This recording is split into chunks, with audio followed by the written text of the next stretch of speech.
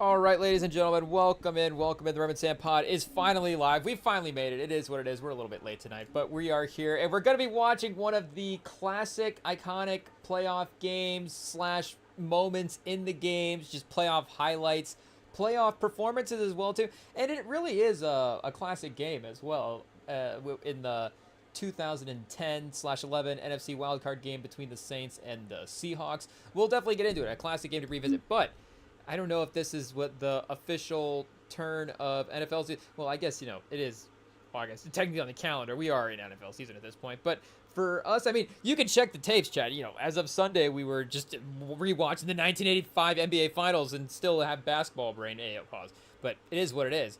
We're just trying to, which the NBA is the number one sport here on the REMINGTOM pod. It is what it is. But at some point, you got to transition into the NFL. I don't know. Do we play the immaculate grid on Pro Football Reference to get warmed up? I think the training camp highlights and some of the stuff, the algorithm is starting to feed us some of the new football stuff. And Sam as well, too. Sam is making sure to keep us well informed with the Colts slash AFC South training camp highlights, because make no mistake, I don't know if Sam has just perfectly curated the right Cam Ward highlights to send me, but I think it's just the algorithm in general as well, too. I was going to see if we could look up some Cam Ward stats, but they wouldn't have his training camp stats on here at this point. But, I mean, he may be one of the best training camp stats guys at this point. And, again, you just never know what is sort of specific to your own algorithm. I guess, is there an algorithm out there where the Cam Ward just the bad training camp highlights? Is that a side of the algorithm that we're not seeing? I don't think that's what I'm saying. Are people kind of seeing what Cam Ward is doing at training camp? I guess is what I'm trying to say, because it does seem pretty scary. And I mean, it seems legit good right away type stuff, to the degree where, I don't want to start saying he's Jaden Daniels last year, but I mean, this is a little bit, can you say mini trend after, like, here, do we have to do a little draft research to see what's going on? Because, of course, like we're saying with Jaden Daniels, but then the year before that, you do have Stroud elevating the Texans in sort of a similar way. They didn't quite make the AFC Championship game the same way that the Commanders made the NFC Championship game. But regardless, the way that Stroud elevated his standing in the league after one, the way he just was up the quarterback ranking ladder after one season, and the immediate impact that he had on the franchise, all of that stuff, both of those guys definitely had the year one impact there. But how far back does it go? For the quarterback drafts, you've got, let's see here, 2022. Oh, see, that's the Pickett draft, I guess. Shout out our guy, Kenny Pickett. Yeah, 20 to the Steelers. So I don't know if this is the one. Speaking of Cam Ward, we got Malik Willis in this class. Desmond Ridder, Michael Penix. A lot of guys already being replaced from the 2020 class. It is what it is. I mean, what's the quickest draft class where all of the guys were not starters? Purdy, of course, would still be the guy. Now that we're looking at the names, because Purdy and Pickett are in the same class. It is what it is. Last pick, last quarterback taken. Best win in the draft. And Bailey Zappi as well, too. And Sam Howell. So, I mean, it's a decent quarterback. I guess a pretty good quarterback draft in the later rounds. Between Sam Howell, Skylar Thompson, Brock Purdy, and maybe some Matt Corral stock. But I guess they were, Bryce Young as well, too. So, and maybe Bryce Young, not necessarily the year one impact. We mentioned of the other guys. But, and I guess in some ways, Purdy kind of had that as well. He didn't play as many games in the year one, but he was, I guess, in the conference championship game as a rookie. Yeah, he played only 5 actual in-season games, but yeah, 2-1 in the playoffs. No picks in the playoffs as a rookie as well, too. Still only 1 pick for his playoff career, 171 passes. That's not bad. I have to go back and remember. I don't think that was a very timely interception, but they never are. It is what it is. But the 88.3 QB rating from the the playoff run in 23 versus, the way he played again in that rookie year, those 8 games. Anyway, so yeah, I was going to say he played half a season, but I guess it's half a season if you include the playoffs. So, a third of the season, I guess, if we're really getting technical about it. But still, that same sort of like we're saying, the year one, the playoff I guess not necessarily the playoff elevation, because again, the Niners were obviously a Super Bowl franchise before Purdy was there. They had Jimmy Garoppolo, our guys, so they were locked in at the goal. They didn't even need Purdy. They just got fortunate that Purdy was so much better than Garoppolo. It happens. It just so happens that the one guy in the league that's better than Garoppolo is Brock Purdy. Sorry to our guy Garoppolo. It just it is what it is. But again, he did have the same. They won the same amount of playoff games, I guess, as some of the other guys. So if we wanted to make a point for the trend, and again, maybe this class you can't really include this class when thinking of some of these first round class anyways, because it's just not the same type of QB draft. It's sort of the projectable talent. So Stroud for 23. Did we go the wrong? Oh, I'm going next season. For some reason, I'm thinking that. On Basketball Reference, are they listed the other way? I don't know. Just not reading it right, chat. Hey, it is what it is. But let's see, 2022, 23. So we need to go 2021. At this point, does that go back to Trevor Lawrence? I guess we might have to look a little bit later in the class to see if one of those other guys steps up. But, okay, can we get this to load, chat? Hey, it is what it is. Pro Football Reference, step it up. Okay. Apparently we can't be researching the drafts anymore. Okay, here we go. 2021 class. We'll just go directly there. Lawrence, Zach Wilson, yeah. So we're going to be Justin Fields. I mean, Mac Jones. Again, they've replaced him obviously at this point, but he was if we're going year one, it was a pretty feisty, I guess, year one, in some ways. And he was kind of almost rookie of the year. Jamar Chase was just phenomenal. What were his? I guess he's not gonna have his rookie numbers on here, but yeah, shout out. So wait, is there another quarterback in this class that I'm missing? And yeah, Jamar Chase was offensive rookie of the year, right? Yeah, shout out. Parsons, defensive rookie of the year. So for the quarterbacks themselves, we've got where's the running? Where'd the quarterbacks go? Yeah, I guess Kyle Trask, Kellen Mond, Davis Mills, Ian Book, Sam Ellinger are the other guys in the class as well too, and the Trey Lance class. So if we're not including the Hall of Fame game, the Trey Lance pick as well too. So if we're not including the Hall of Fame game, then who knows what to think of this class. So maybe we should say it could be the start of sort of a trend of rookie quarterbacks. And if you think about it as well too, because Daniels was a little bit farther along in the college timeline. He had that transfer sort of extra eligibility 5-season ordeal, and again, it really did help him elevate his game. He was able to become the number 2 overall pick because of that. And for a guy like Cam Ward, I mean, he kind of has the same path as well too. I don't know exactly how many years he played in college, but he did have at least. Did he have 4 college stops? Hey, shout out. But he had at least 3 because, of course, if you were locked in on the Cam Ward story at all in college, and not even necessarily even watching the teams that he played for, but because I didn't necessarily watch a ton of Miami, but I did really enjoy Washington State because they were, again, shout out, of course, Mike Leach, RIP. And I'd have to go back and see, did he actually, did he play for Mike Leach? I guess, again, he played for quite a few seasons, so there is a good chance that he did. I don't remember exactly when he stopped coaching the team as well too. I guess it would go back before so none of the 2020 seasons. Hey, chat. 5 years post Mike, 5 full seasons post Mike Leach. Hey, shout out. It is what it is. But we got, who's the quarterback? Anthony Gordon. Yeah, there was just a fun run of guys here. I think Gardner Minshew was a Washington State guy. Yeah, here we go. I mean, Gardner Minshew just leading all of the college and stats. Can we just see like a school history for the passers year by year here? Oh, it's not going to do it. I think it has that listed more as a pro thing. But still, they were a fun group of guys. So I guess, again, Mike Leach shot out 2019. Maybe Cam Ward would have been an incarnate word at this point. So for 2020, they've got Jaden DeLora, Cameron Cooper, and Gunnar Cruz. I guess Gunnar Cruz 5 for 7. DeLora 11 for 16. I don't really remember either of these guys. But I guess they only played 4 games in the COVID years, so shout out. And again, post Mike Leach, too bummed out, I guess, to watch the team. But they didn't bring in another fun quarterback because, again, there's just a lot of fun guys there for a couple years. So 2022 is when he first gets to the team.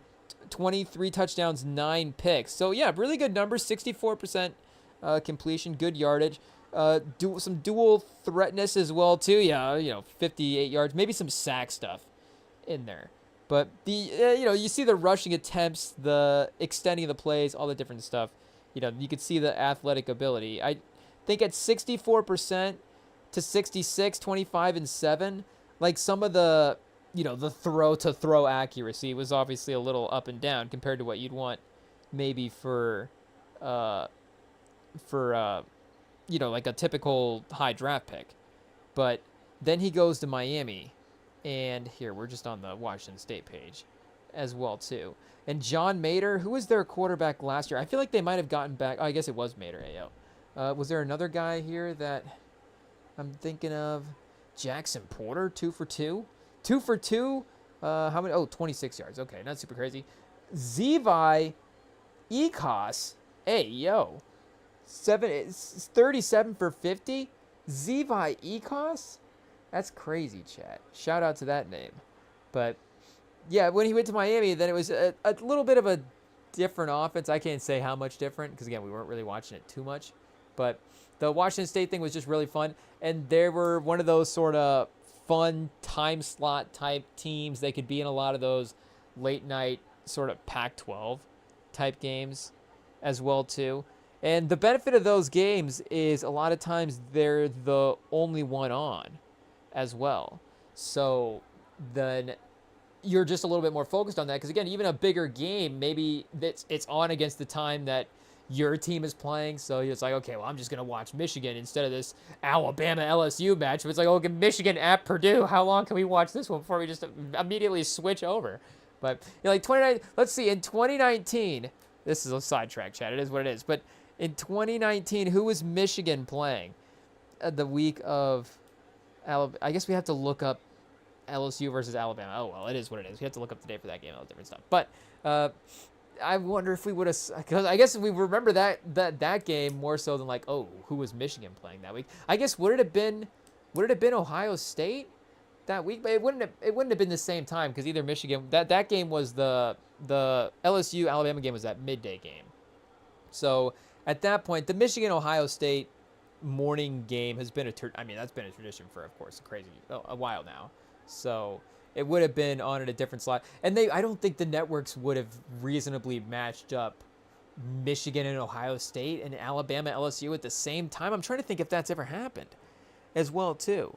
And Alabama LSU don't necessarily, I guess Alabama Auburn play on rivalry week, don't they? So yeah, I was going to say they wouldn't be, so maybe you would get an Alabama Auburn sort of, or an Alabama Auburn Michigan Ohio State crossover. But regardless, that's still a pretty, obviously, major rivalry. So CBS is going to want to have that in its sort of own space. Now, of course, shout out, CBS is Big Ten. So it is what it is. But, yeah, Cam Ward, the throws have been scary. The quotes and the swagger has been scary as well, too. I don't know if people were making the Anthony Edwards comp when he was in the draft, but he does have that type of, and I don't know if Anthony Edwards is now just kind of the poster child for charismatic athletes as well. So, that's a shout out to him. But regardless, whatever the title, the Anthony Edwards Charismatic Athlete All-Stars, like, he's part of, and that'd be crazy, of course, to name a team like that after a guy from 2025, but there's so many probably legendary guys that we could just, the Charismatic All-Stars. I guess we'd have to, reference the old heads a little bit more to get the vibe. I guess, the Charles Barkley Charismatic All-Stars, but it's a different type of charisma. Again, Anthony Edwards is a little bit smoother than Chuck. Chuck, like, always ends up finding a way to kind of be smooth and make a joke, and it always funny as work out. I mean, Chuck's one of the best. But, Sir Charles Barkley to us. Hey, yo, Che, who are we? But regardless, I mean, again, the sort of media personality of Anthony Edwards has already been established. And not to say that, the fake media personality. I'm just saying the personality that he is in the media has been well established at this point as a very, fun guy to have on those type of settings. But regardless, Cam Ward has been really great in the quotes, really great with all types of just they and the different types of questions as well too. It's there's the off the field stuff, game plan questions, how are you handling this? It just seems like every answer is really cool. And again, all these throws are really crazy. And the thing about I guess Stroud and Daniels that were a little bit more impressive as well too, compared to them just being like, oh, the team got a lot better and got a lot more wins, was their ability to play behind some not necessarily great offensive line play as well too. And we'd have to go back for Stroud last year. I don't want to say that the stats for Stroud were bad as well too. And that'd be another one as well. I mean, the Texans could be right there as a team that's back, because that's another team where you look at and go, wait a second, how were they kind of mad last year? Like their defense seemed really great. And again, the offensive pieces, I guess there was a lot of injuries last year. They did trade Tunsil. So, we're going to have to see, we're going to have to continue to get into football brain. It is what it is, Chad. But we know their defense is going to be good because there's a lot of young stars, and they've paid some guys, and again, just drafts, rookie contracts. Like that side of the ball is starting to stack up to be pretty nice, for sure. But for the Titans themselves, so I guess again that for Cam Ward, the relatability there would be, even if you would look at this roster and say, how are they going to be able to protect him? I mean, that'd be a major thing. Maybe he's able to elevate above that in a certain type of way. I don't know if they're going to be, conference finals type team. But that's right. They took Skoronski a couple, was that 23 drafts? So I guess, the PFF grade hasn't necessarily bore out. But 11th overall pick, he was kind of a top 5 guy there for a second. Latham, they got a lot of high draft picks here. Latham is a 7th pick in 2024. And then Zeitler, you imagine that's a big free agency spending right there. I mean, again, a 2012 draft, so not necessarily run down all the teams. Was he on the Lions last year? What teams was all he on? But regardless, different type of situation, but still. So the Cushenberry situation at center is going to be one to watch. I don't know what it is.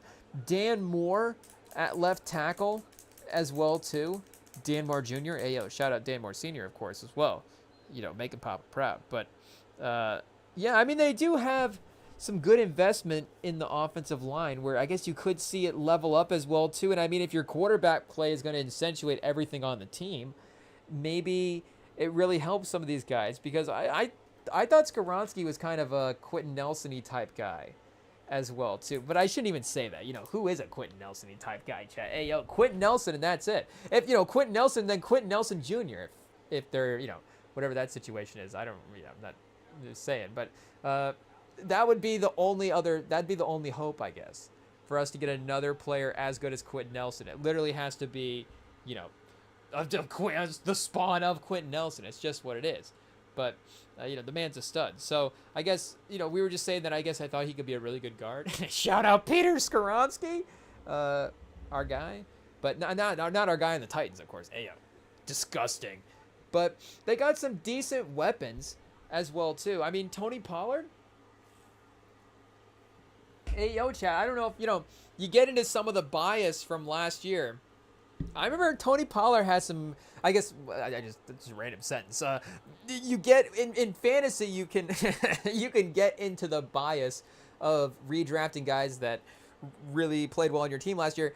And I don't remember exactly Tony Pollard every week last year, but I do remember him having some good games. And I do, at least it was impressionable enough where if I just had to blind fantasy draft a team right now, I'd be kind of okay with taking Tony Pollard. Again, that's maybe a Cam Ward thing as well too.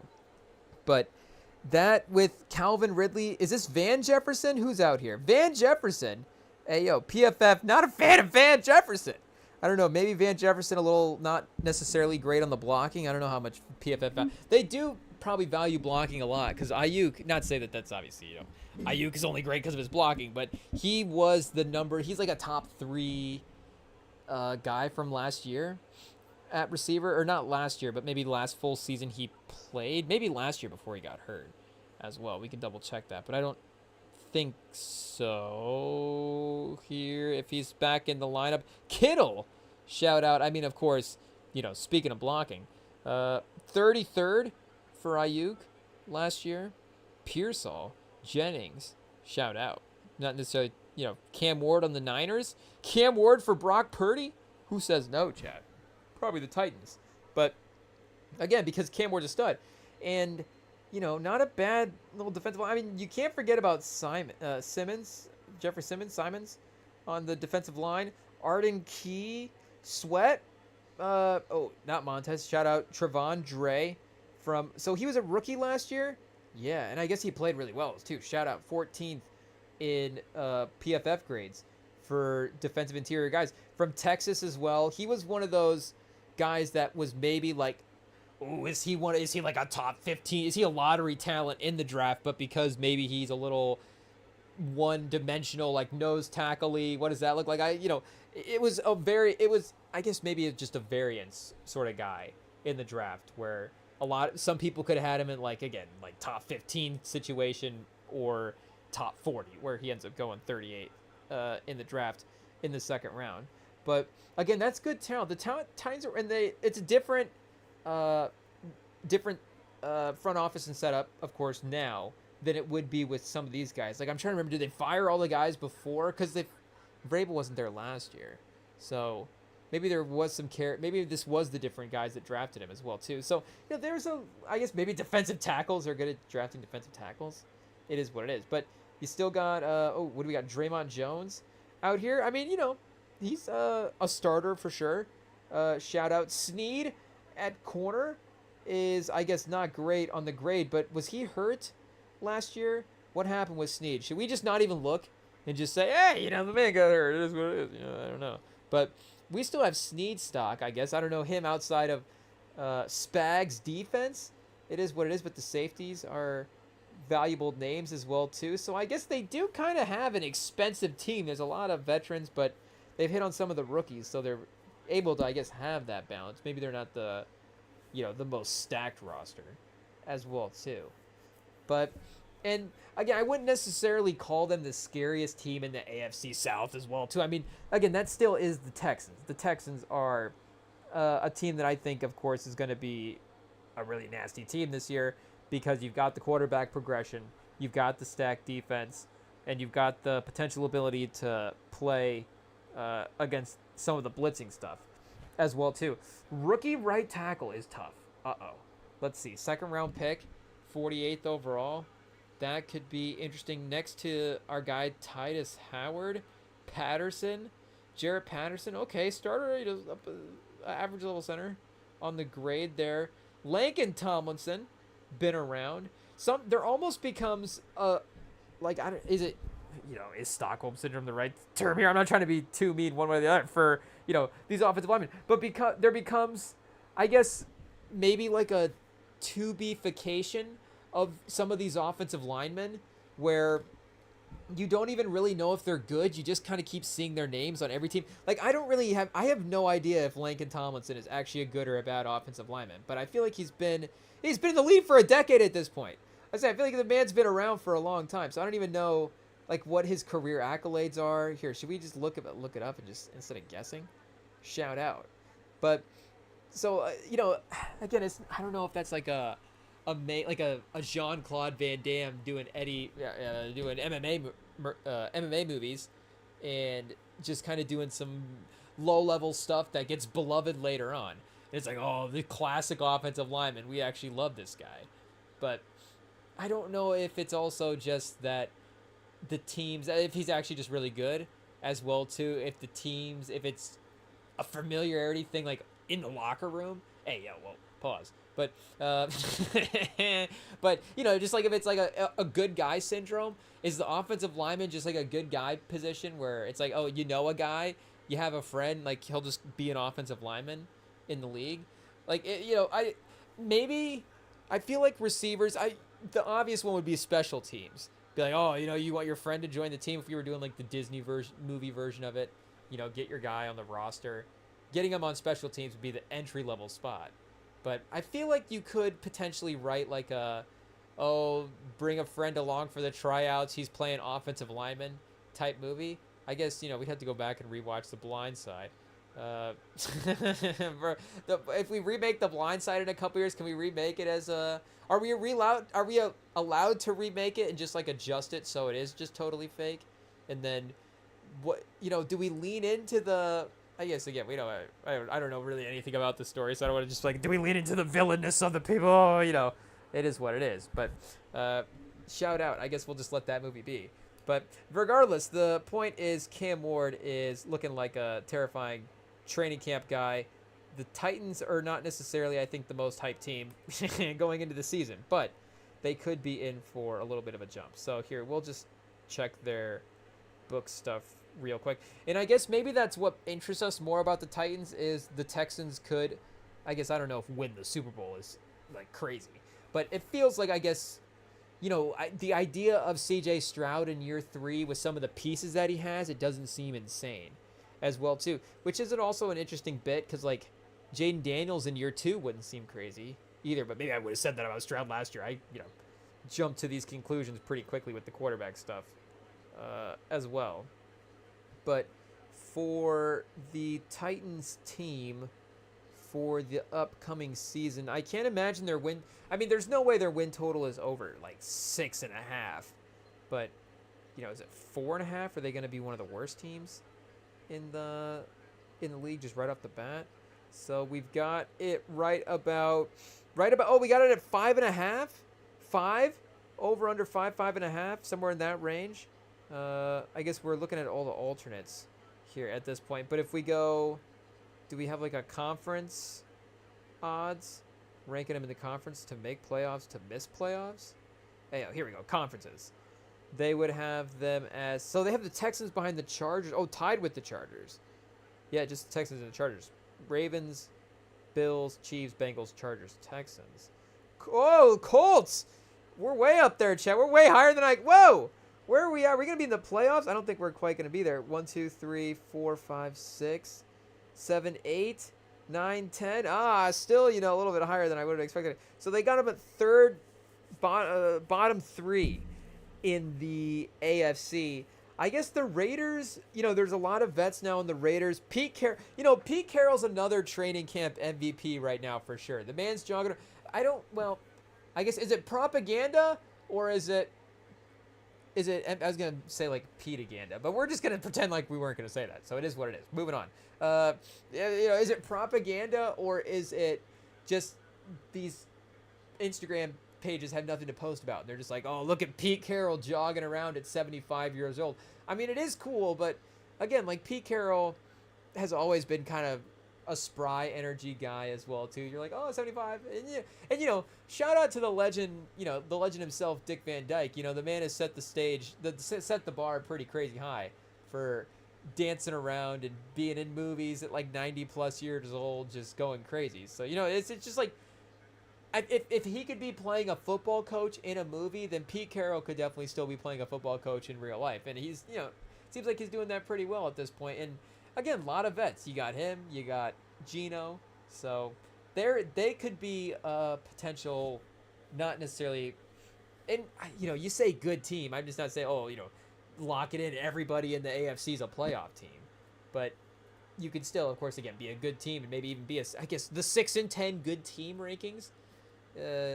But a step forward from last year. Maybe I guess if you win 3 games in a row at the end of the year, that'd be a rough early part of the season where they only won 3 games. But regardless, the Titans as a actual team are not projected to do much. But maybe their offensive line could be better than say the Texans. I mean, again, the Texans' defense is a little bit more stacked in the secondary for sure. Though the front sevens, I guess you switch out the upside of the edge rushers. That just would seem like the more kind of trendy thing to take if you were building a team. But I do kind of like that defensive the interior combo of Sweat and Simons, where you get the 2 tackles there.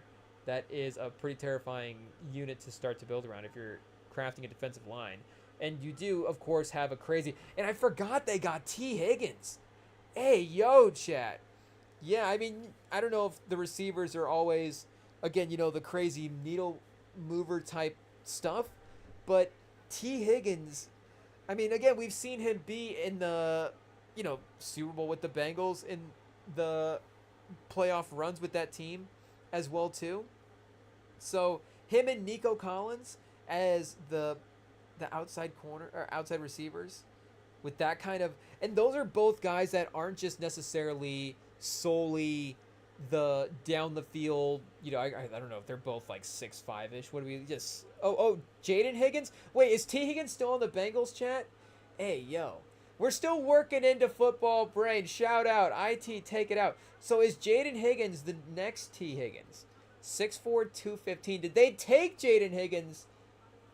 Did they make the same mistake we did? Because make no mistake, isn't there like a priest or something running the Texans? Or did they change that as well too? Hopefully he's still there. Hopefully that's the reason, again, they have Jaden Higgins and not T Higgins. If they get T Higgins, then that would be terrifying as well too. So hot take, is this a prediction for the upcoming season, chat? You've got T Higgins on he'll get traded to the Texans for Jaden Higgins at some point. I could see it happening. Okay, wait a second. Do we double check? Is this T, chat? Hey yo, shout out. Okay, our guy T, he's back in Cincinnati. We thought he was hanging out in Houston. I mean, make no mistake, there is a good chance that T Higgins, like maybe a couple of athletes, have been seen in Houston, but I've not seen that on the Instagram algorithm at all. It is what it is. That just maybe word. I don't even know word on the street. Just I feel like you could guess an off-season trip, a weekend at some point to Houston. I don't know. Could be in the mix. But you trade T Higgins for Jaden Higgins. I don't even know if we need to do that one in the trade machine. But the Bengals, they're trying to get cheaper. They're not paying Hendrickson. They're maybe, who knows? The Bengals, they definitely could. I mean, the Bengals are one of those teams that they could win the Super Bowl, but I don't know. It's just unless they improve their roster in a crazy way in the draft. That's what it would have to be. It'd be a crazy rookie, or they'd get like an intentionally high draft pick. It's like, oh, now they got the anticipation of that kind of player into the mix.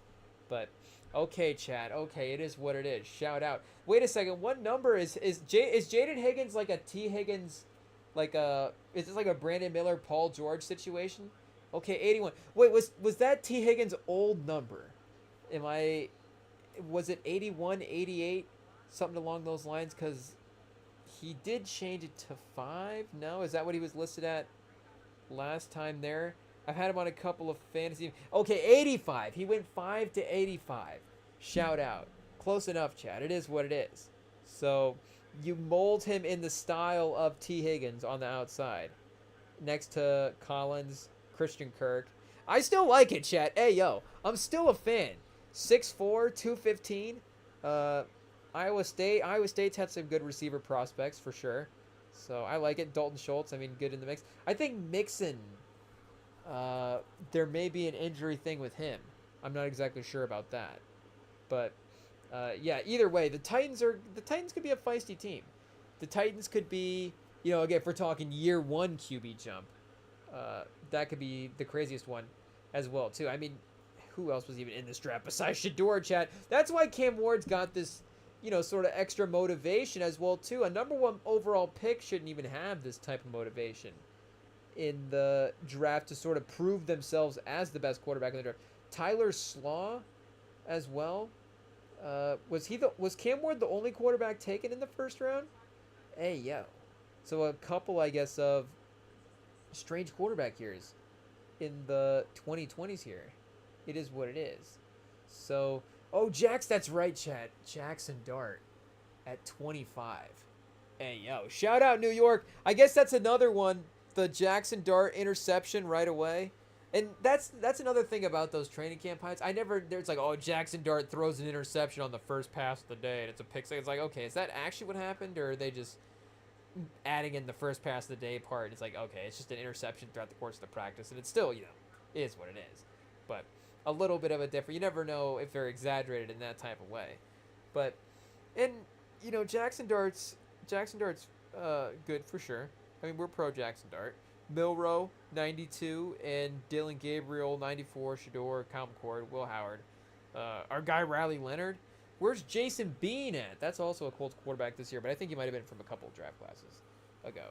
So, and we got with the Shedeur thing on Instagram just a second ago. Was it Bleacher Report?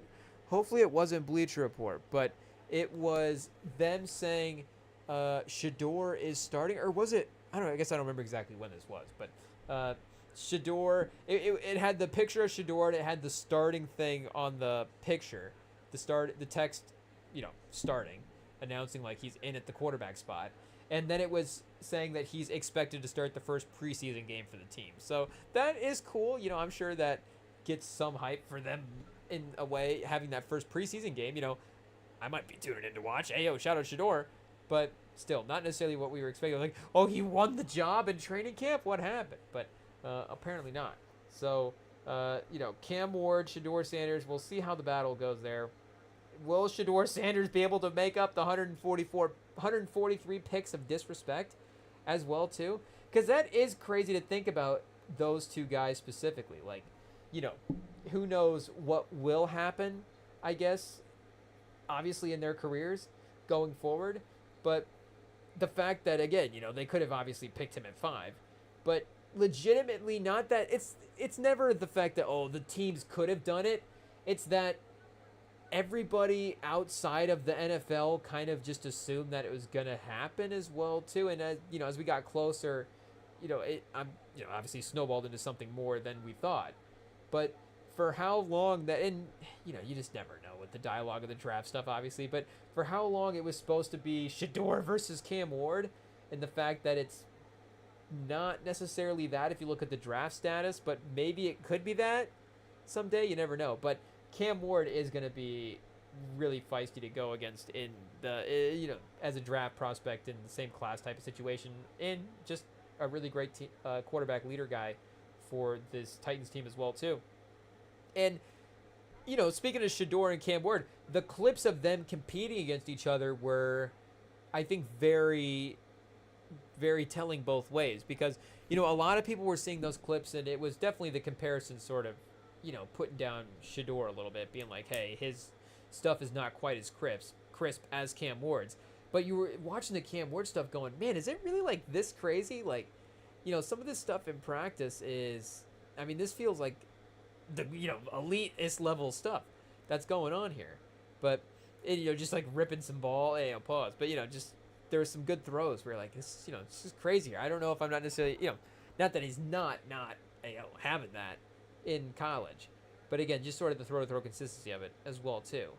But and then to see kind of the the other side of what some of the other throws would look like, it is what it is. But that does seem like a very interesting situation to monitor. The Titans, I guess, for next season. Here, let's go Cam Ward. I assume that rookie odds, that would not be, well, I guess G&T offensive rookie of the year plus 250, Cam Ward 300. That is kind of, and I guess it's pretty close as well too between those two guys. And then you got Amari and Hampton at 3 at 10-1, Travis Hunter 11-1, McMillan 13, Tyler Show. What's that guy's last name again? It's not Schlaw, is it? There's no L there. But I feel like people were saying at the draft it was Tyler Schlaw, so I don't know what happened. He changed his name when he got in the NFL. 18-1, Ibuka 25-1. Hey where did Ibuka go in the draft? Our guy, is he Tampa? That's right, him and Baker. And Book, that's an interesting swing there, chat.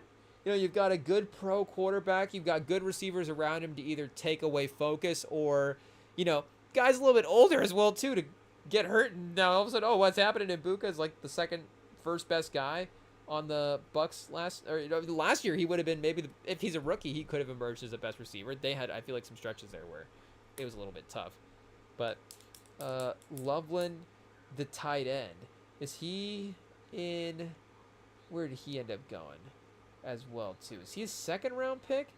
Our guy Colton. Jaden Higgins was 34. Shout out. So basically a first round talent. So again, T Higgins right in the range. Chat. It's a carbon copy. It is what it is. Just wear number 85 in the pros and call it good. Luther Burden in Chicago. You don't even see, was he even listed here? Okay, there we go. Luther Burden 50-1, same as Jaden Higgins. Shador Sanders 42. RJ Harvey 34-1.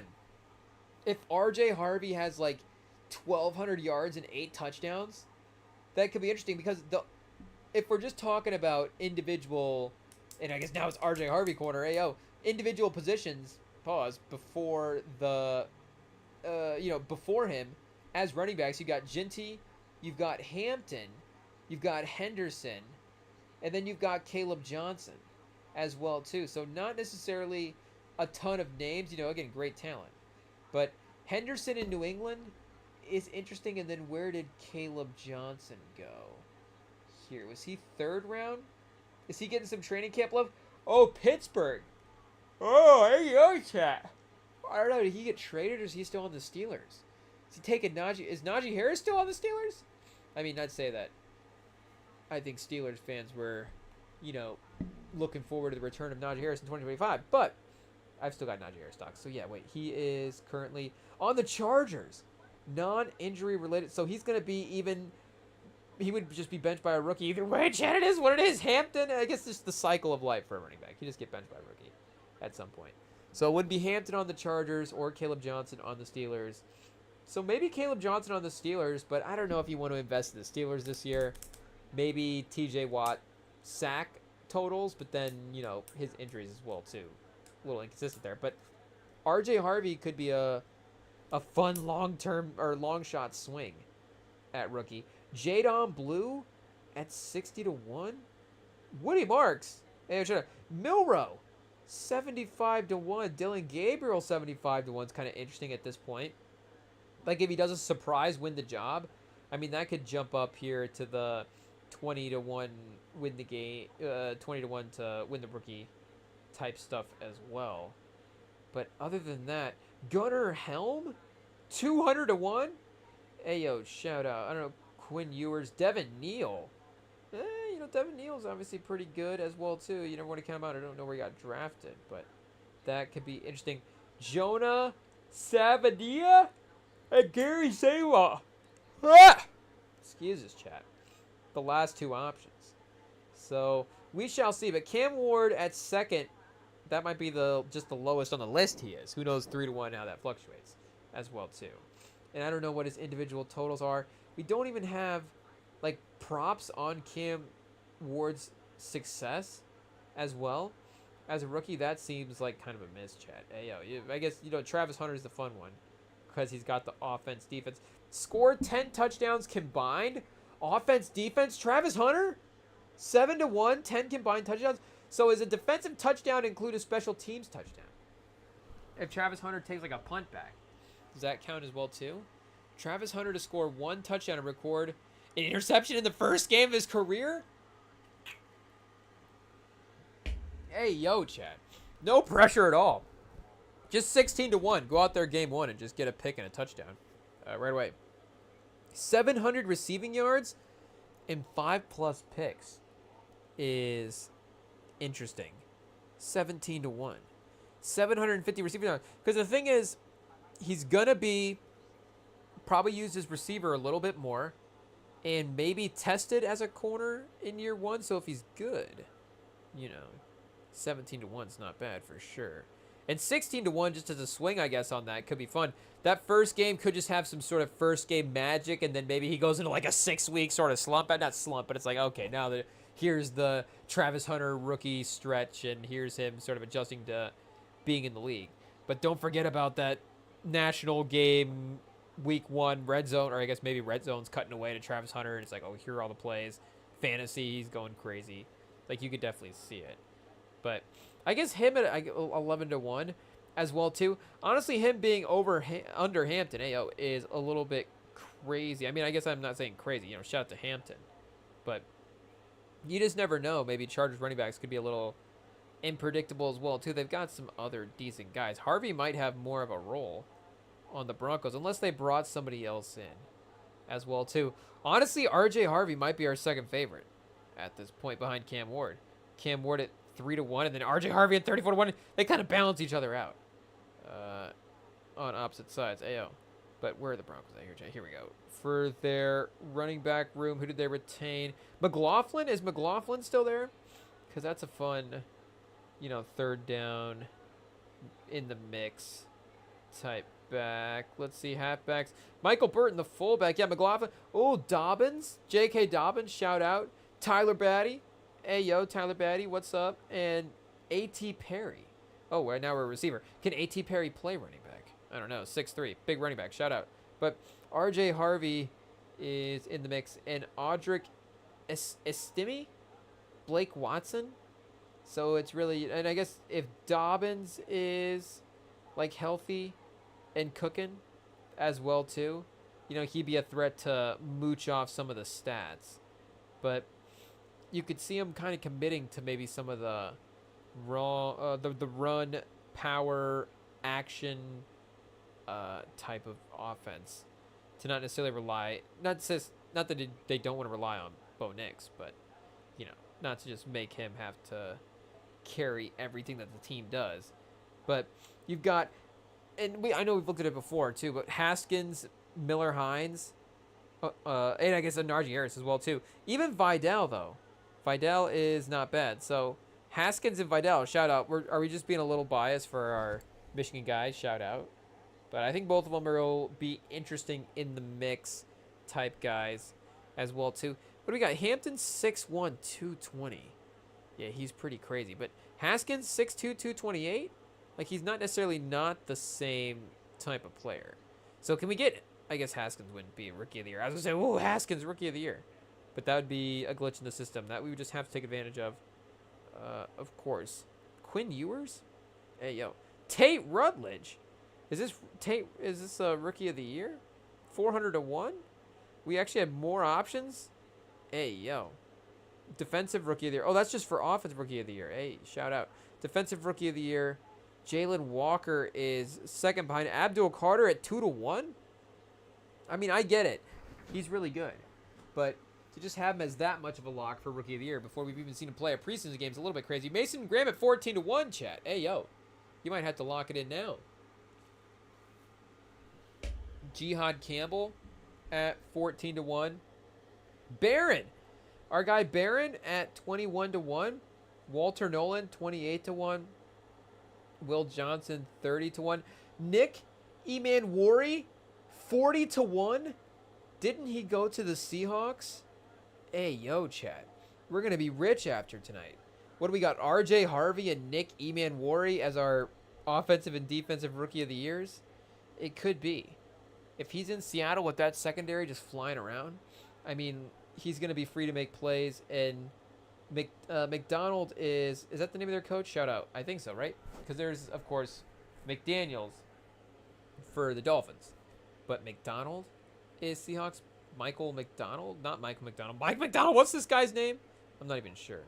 But let's see. Yeah, Witherspoon, Wolin. We know the cornerback greatness that they have there in Seattle that has been budding now for a couple years. So, yeah, Emanwari on the Seahawks. Julian Love. I mean, they have good safeties between him and Kobe Bryant. Shout out, of course.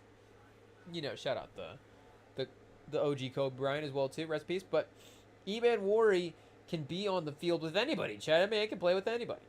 He is killer, for sure. He is versatile man out there. He can fly around and do a ton of damage and be that Kyle Hamilton type weapon that they would want to use on the Ravens. Implemented that. You kind of think Witherspoon could be a little bit, but I don't think he has the physicality the same way. And he doesn't have the physicality, but he doesn't just have the physicalness of a guy like Kyle Hamilton to sometimes, I think, and maybe at this stage as well too, quite hold up in the same way that a guy like Emanwari might. That is honestly, chat, 40 to 1 is interesting, just because he could have like a handful of really notable plays and notable games, something really crazy that kind of grabs people's attention, for sure. Attention grabbing type player. That is the case. Josiah Stewart, 150 to 1, our guy. Shout out. Omar Norman Lott, all these guys, just crazy. Upton Stout, 200 to 1, is a potential, deep, dark, bottom of the barrel secret if you need to really make some dough for the NFL preseason bets. So wait, what are we looking here, Jeb? We got RJ Harvey. We can't parlay these together. RJ Harvey, Offensive Rookie of the Year. Cam Ward. Oh, because I guess we can't parlay RJ Harvey and Cam Ward together as Offensive Rookie of the Years. But Nick Emanwari and RJ Harvey together, this is 1,434 to 1. Is that even right, chat? Hey, yo. We place $1 on this bet. You win $1,400. $1,434. You don't tell the government. I don't know how you get this away tax-free. Probably not too crazy out of FanDuel. You know, $1,400. But RJ Harvey at 34-1. Nick Emanwari 40-1. Rookie of the Year's. Lock it in, chat. We're going to be rich. We're going to be rich. So, you know, speaking of, I guess, Seahawks and impressive starts, not necessarily rookies. Marshawn Lynch wasn't a rookie in 2010. But we got to fire up this game, Chad. It is what it is. It's a classic. It's an icon. It's waiting to be revisited and rewatched in full. So we need to fire it back up because I was rambling so long, the TV powered down. It is what it is. And we will... I don't know if this full game is available on the YouTube. That is some of the nice things about the NBA stuff that we've been rewatching. I don't know if it's an NBA specific thing, but also we've gone a little bit older as well, too, with some of those games. So there's maybe just a little bit more available in terms of a YouTube type way. But yeah, if a game's going to be on YouTube, you know, it's definitely more likely to be an older one. But, or, you know, a really, I guess, well, you know, there's certain ones that they post. But regardless, you know what we're saying. But they do have this game, of course, as a rerun on NFL Plus. You can go back to about the season before this, the 2009 season, but you can access the 2010 season and the playoffs and the regular season, all those different games, via the NFL Plus, if you have that. So I know it's a little kind of a deep cut. That's just about as far down into the streaming services as we can go, chat. NFL Plus. I don't know how many more levels there are. I'm sure we can unlock something.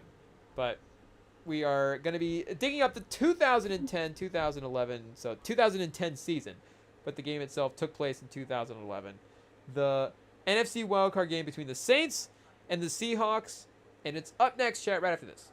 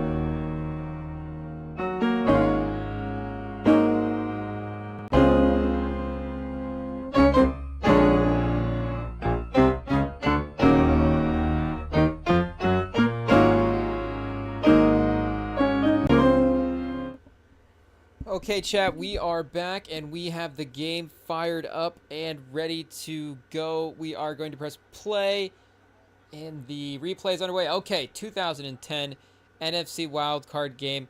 One of the great games, and I guess like we were saying earlier, we kind of cross over into the football season with football rewatch, the first one that we've done.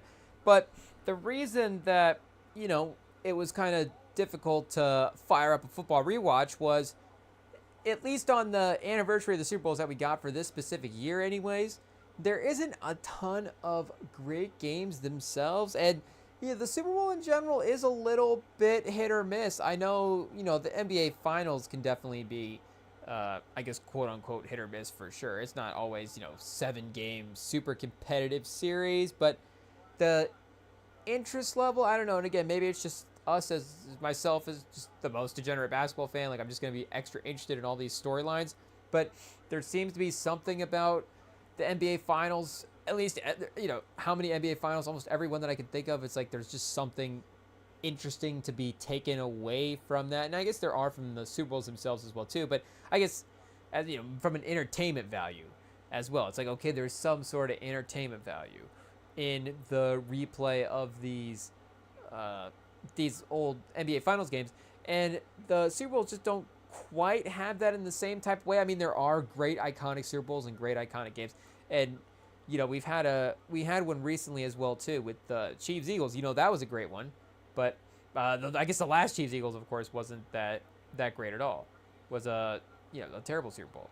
But the playoff games, of course, throughout you get the really awesome playoff games, and maybe should be viewed. And there's less, of course, NFL playoff games than there are NBA in the playoffs over the course of the series games as well too, where we can kind of pick and choose the individual games in the series which turn out better. It's like we can avoid this whole series that maybe wasn't competitive, and then this series was like a 5-game series, but this game was super awesome and it kind of showed something about whatever. Like, there are ways to, again, sort of just the math of it. There's going to be more better games. So for the NFL, maybe we have to view it a little bit more of a playoffs as a whole. But for the 2010 playoffs and the Super Bowl this year, I guess I'd have to really just go back and rewatch to remember how entertaining it was.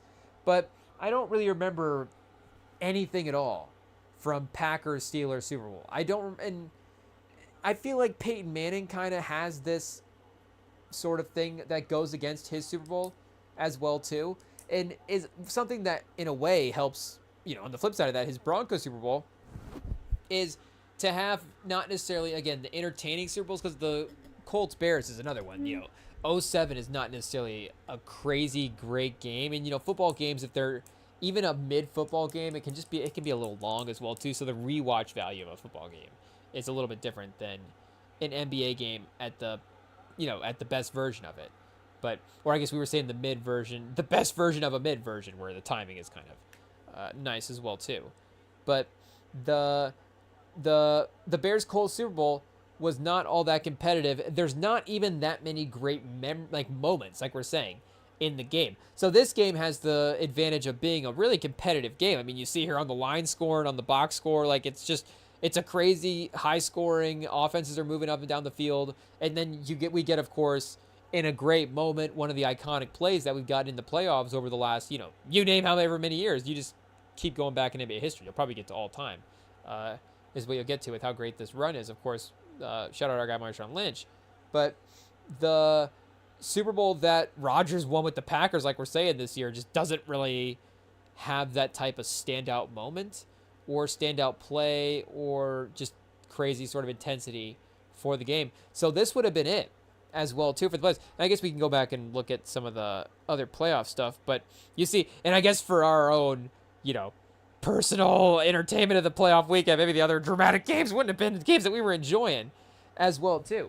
But if you can kind of put the pieces together, chat, and you look around the room, that it's kind of obvious that, of course, we were upset that our team got eliminated from the playoffs this year. But I don't want to say this game was more important, but this game in general might just be one of the more entertained I guess I've been in general by a playoff game, because of the way that it turned out in the end. Not even just the sort of in in the moment necessarily entertainment of it, maybe the intensity of it, I should say. My own personal intensity in watching a game, how does ever that sounds, but just what's going to happen, who's going to win this game, because this is the year after the Saints win the Super Bowl. This is the Super Bowl defense run. And, again, the Spurs weren't, or the Spurs. But when we think of title defenses, of course, we think of the Spurs. But the Colts weren't necessarily, we weren't primed to make that revenge run this next year in 2010. I think we had a 10-6 overall record as well, too. This is one of those seasons. It's like the Kawhi years are literally just, they're just blanked out of our memory. It's like, him leaving, it's trauma. We'll just these years we just don't remember anything that happened in the Spurs history. It's like this little run where they go to the Super Bowl and then lose to the Saints, and then the year after that, it's like, it's just all a blur. We don't even remember what happened these couple of years. And then Manning gets hurt, and then the team kind of spirals at that point. And do we have one more, maybe 12-4 season? The next year, no, we go straight to 2-14. Yeah, and then I was gonna say Luck was 2012. Yeah, so yeah, then right to Luck.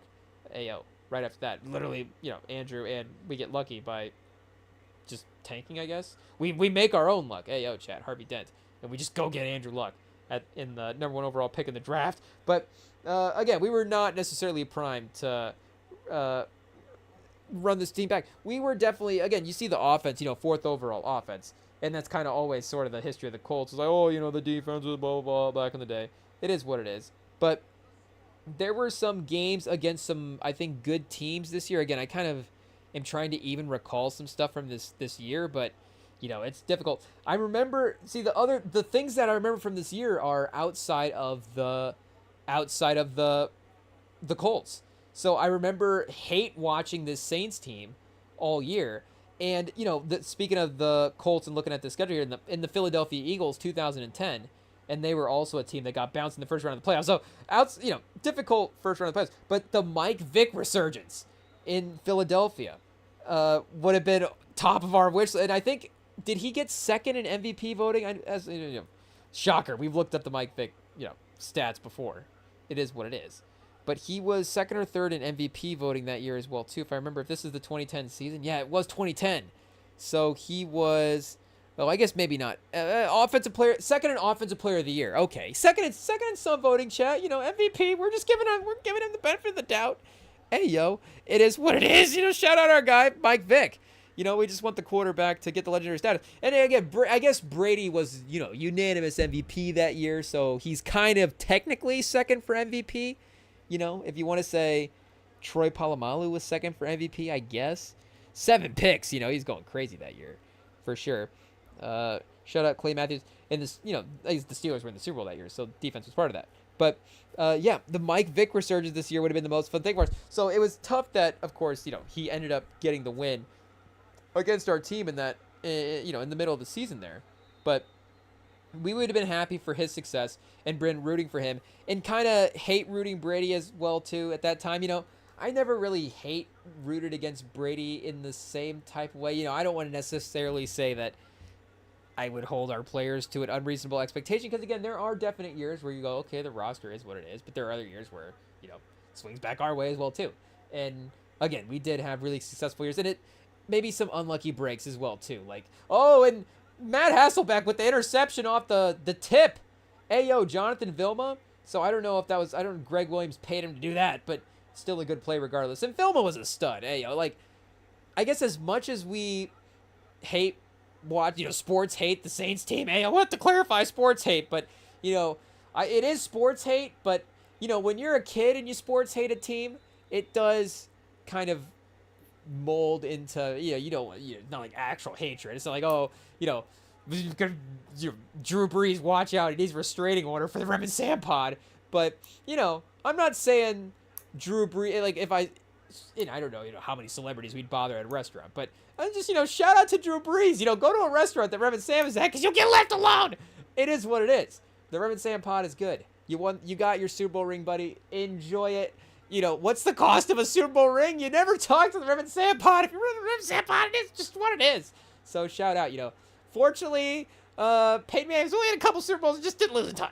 But but we maybe sports hate some of the other playoff teams that they lost to as well. But the Super Bowl losses are, and I guess it proves that those championship losses are as painful as they get. So for our Spurs, of course, the one time that they did actually lose the title that we were watching the team, and the one time that we've lost the finals as well too, we were able to avenge that the next year. So of course, a painful loss, and with the way that we ended up losing as well too, of course, historic fashion. We don't even want to, speaking of, if we ever go to the restaurant and Jesus Shuttlesworth and Drew Brees are in this restaurant, we might just turn around and leave, Chad. It is what it is. Shout out. And I'm saying his movie character name because that's another one where, that's a tough one, Chad. That is a tough one. Shout out to the legend himself. But it is what it is. I don't know what the sports restaurant, the worst case scenario, the villain pub of the Rem and pod would be.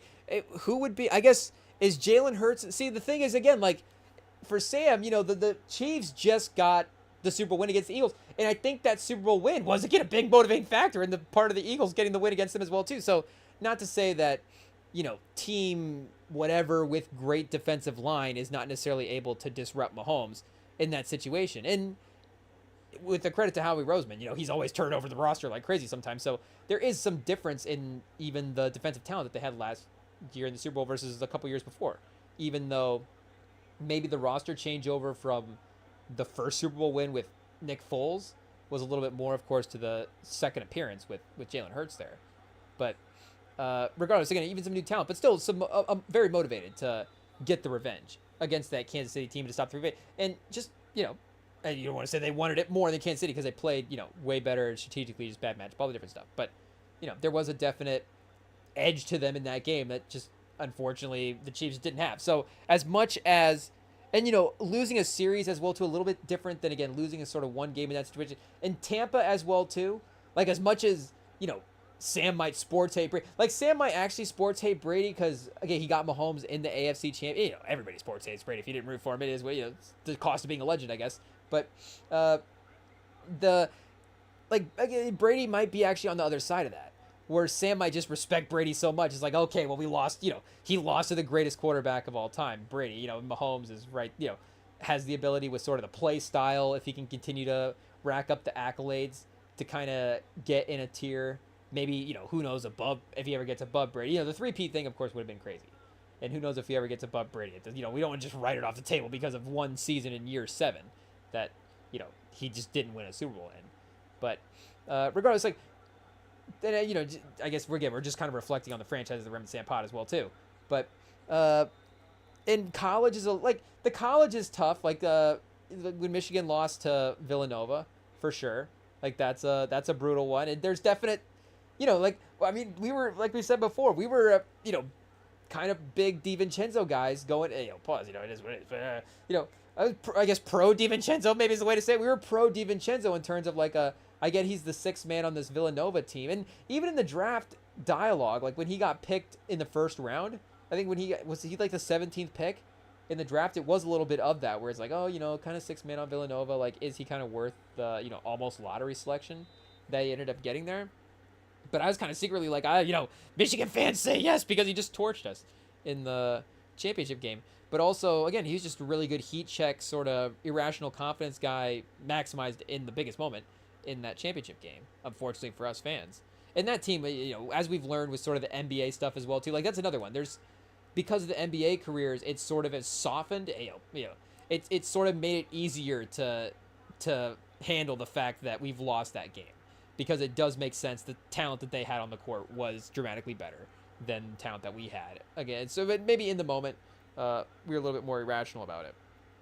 But again, the 2010, because I guess the 2009 seasons, 2010 Super Bowl, 2009 season Super Bowl loss is probably right there with the 3-pointer by Miami in the finals. And the season after we won the title as well too. We go to the playoffs. The first round we had the Clippers, and we lose to the Clippers in Game 7. And Chris Paul has that floater over Tim Duncan at the end, and that was a brutal one as well too, because that was really the official sort of end of the Tim Duncan thing. That wasn't that it didn't end up being his last game, of course, but there was sort of a maybe, and the Warriors and all that's like, we're probably not going to win the finals that year, but there was still a little bit like, oh, this team's hanging around, we're kicking it with some of the older guys. Like, you never know. Like, what is the final destination, I guess, for this team, and the fact that it just ended up being the first round and losing in sort of a crazy ending fashion like that, and just for it, and on those buzzer beater type wins, especially in a game 7, it's like, oh wait a second, it's just over, like that. 7 games, brutal series, just we lose on one. There's no more plays left. That's the last play. They got the last play. Like, that doesn't seem fair, but it happens, and it is what it is. But that's why, I guess, long way of saying, pause.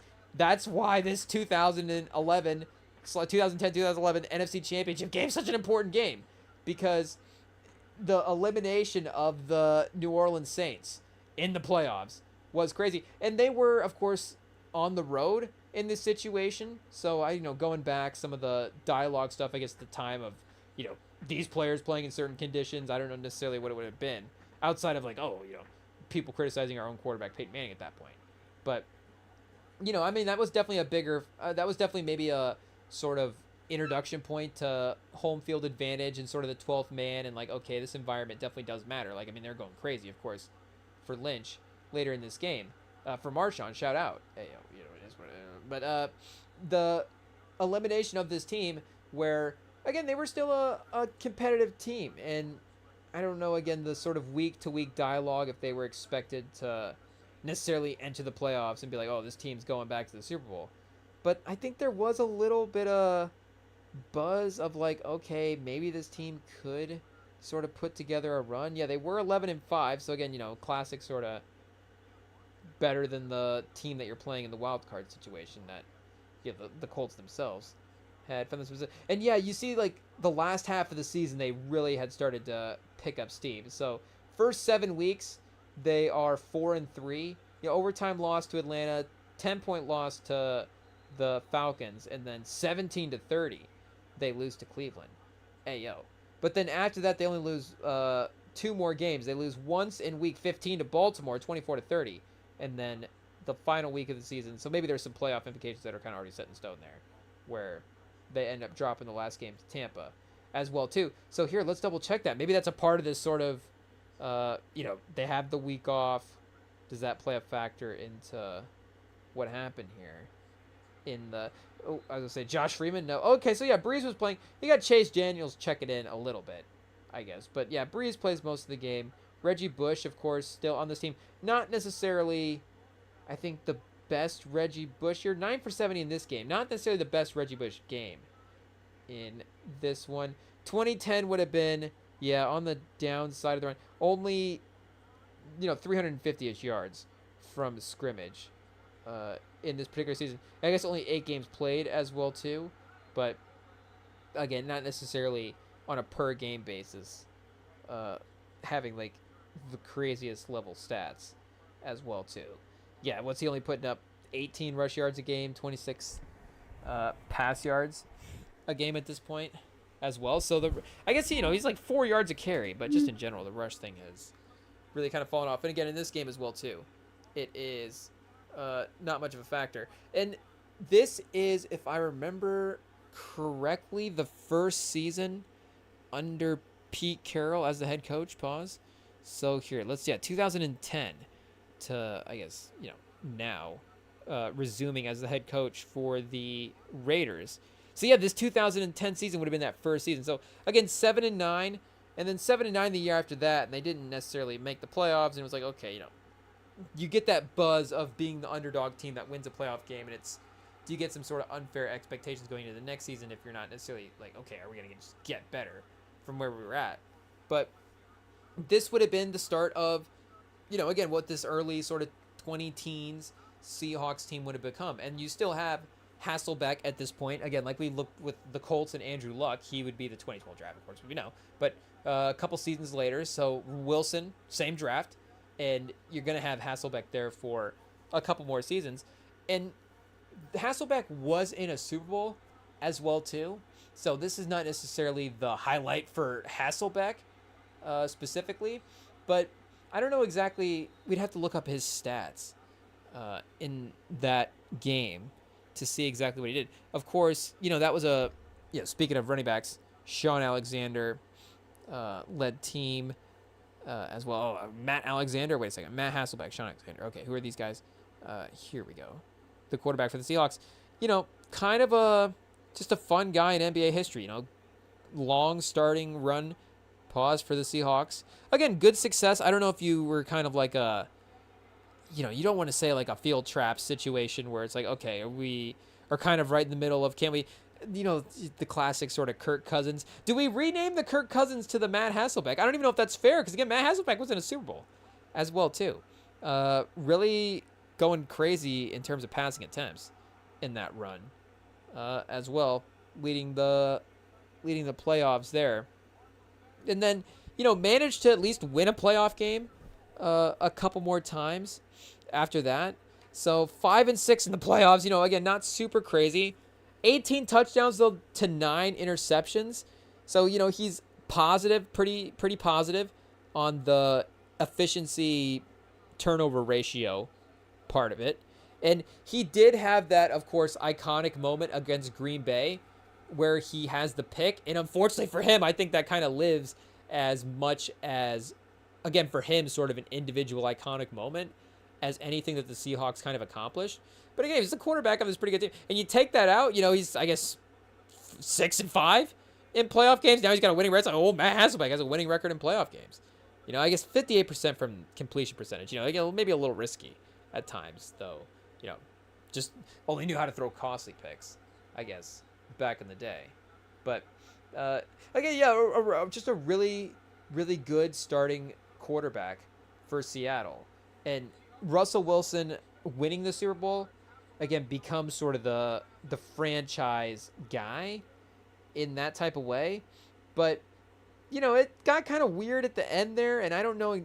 I think Seahawks fans, like, obviously they really love and appreciate what Russ did and being a part of the team, but also, that was a really stacked team. I don't know if they necessarily, you don't want to say discredit Russ for that because he was a different player earlier in his career and I think really dynamic in some of the down the field stuff as well too. But you want to, you really give credit to the rest of the team. I think maybe some of the Seahawks fans do, for sure, to what happened in that run. So it is weird a little bit in how I think he's reflected in the franchise and sort of the legacy of best franchise quarterbacks and where they stand. Because, Rodgers with the Packers would be a weird one where it's like the most, quote unquote, most talented quarterback ever to play for the franchise. But again, they obviously have the legendary guy right before him and Brett Favre. And then if you even go back a little bit farther, if you want to go to the Bart Starr days and make the grandparents proud here on the Rim Tape, like Bart Starr could be kind of the legendary, don't forget about this guy's name when we're having the conversations to kind of fall back to as well and have your franchise name guy. And I guess Wilson does end up leading as well pretty significantly in the stats.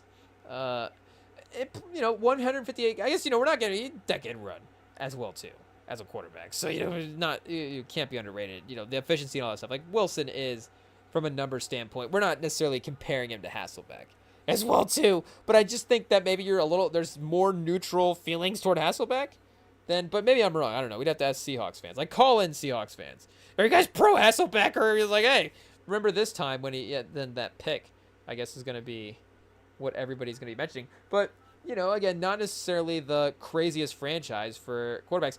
Geno Smith with 12,000 passing yards, top 5. Jim Zorn, Dave Craig, Hasselbeck, Wilson. So it's, it's like, they got some fun names. And Warren Moon, on the franchise as well, too.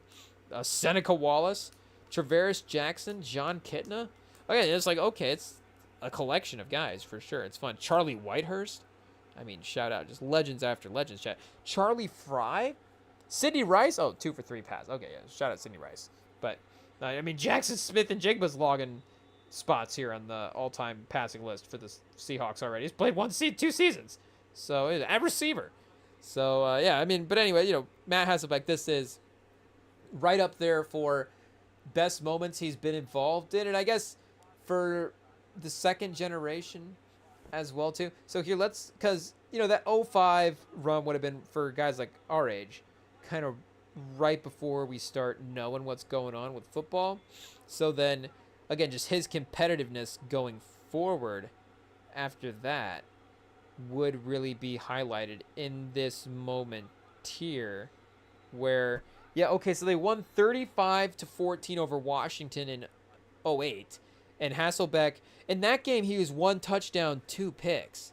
So the next game, a little bit better from a rating standpoint, but they lost pretty decisively against Green Bay. That would not have been the overtime game that we are talking about. Yeah, that would have been 2004. So I guess that would have been before they went to the Super Bowl. So he would have made up for that a little bit in the time of getting the team back to that spot, or getting the team to that spot in the seasons that followed that there.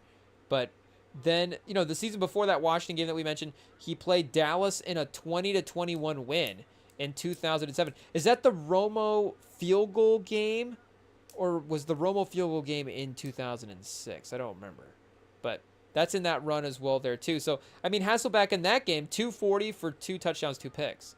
So again, all that being said, I guess if we just go quarterback rating, it is his second best playoff game.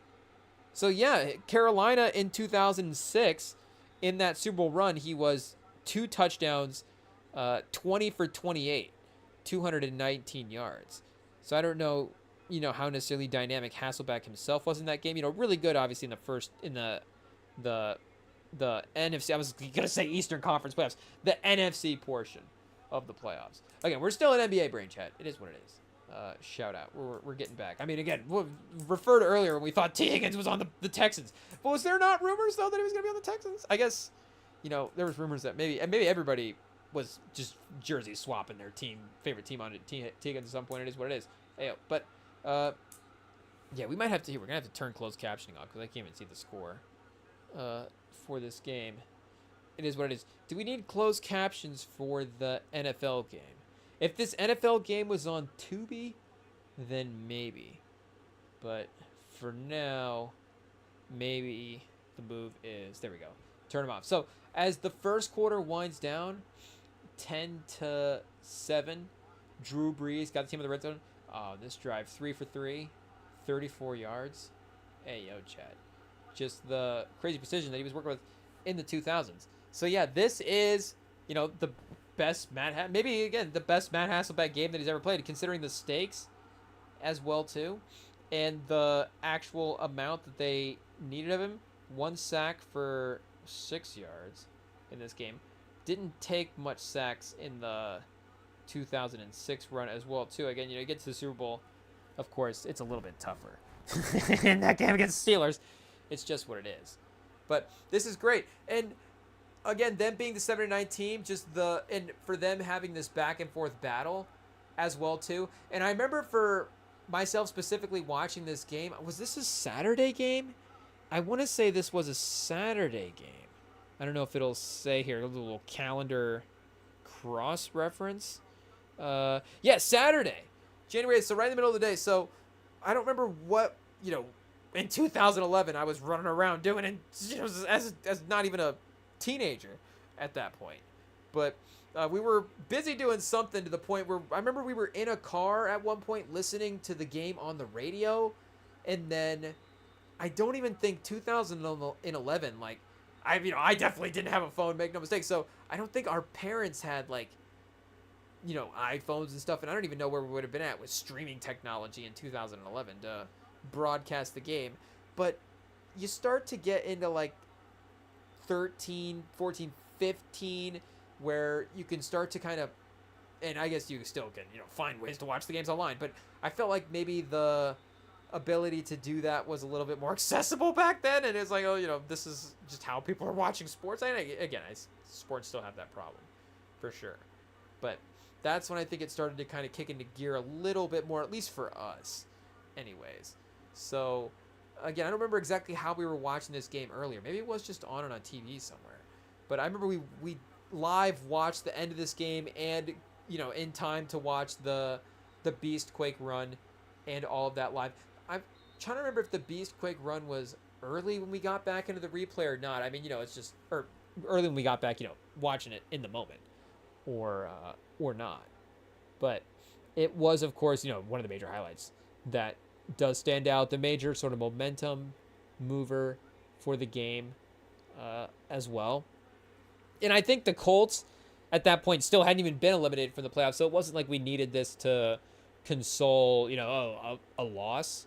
I think they get eliminated the Sunday afternoon game as well. So, hey, shout out RIP. It is what it is. But the Austin Collie Pierre Garcon run for the Spurs. Though, I mean, right up there with the fun receiving cores that you can have, chat. Some good guys in that receiver room. No regrets. It is what it is. But, yeah, I mean, again, this Saints team is a fun team to see get eliminated from the playoffs in the first round like this. And running back, a lot of those guys as well, too, same team, same sort of vibes from that year. I mean, Sean Payton is, right up there as well, too. Again, this just whole team is on the list. It is what it is.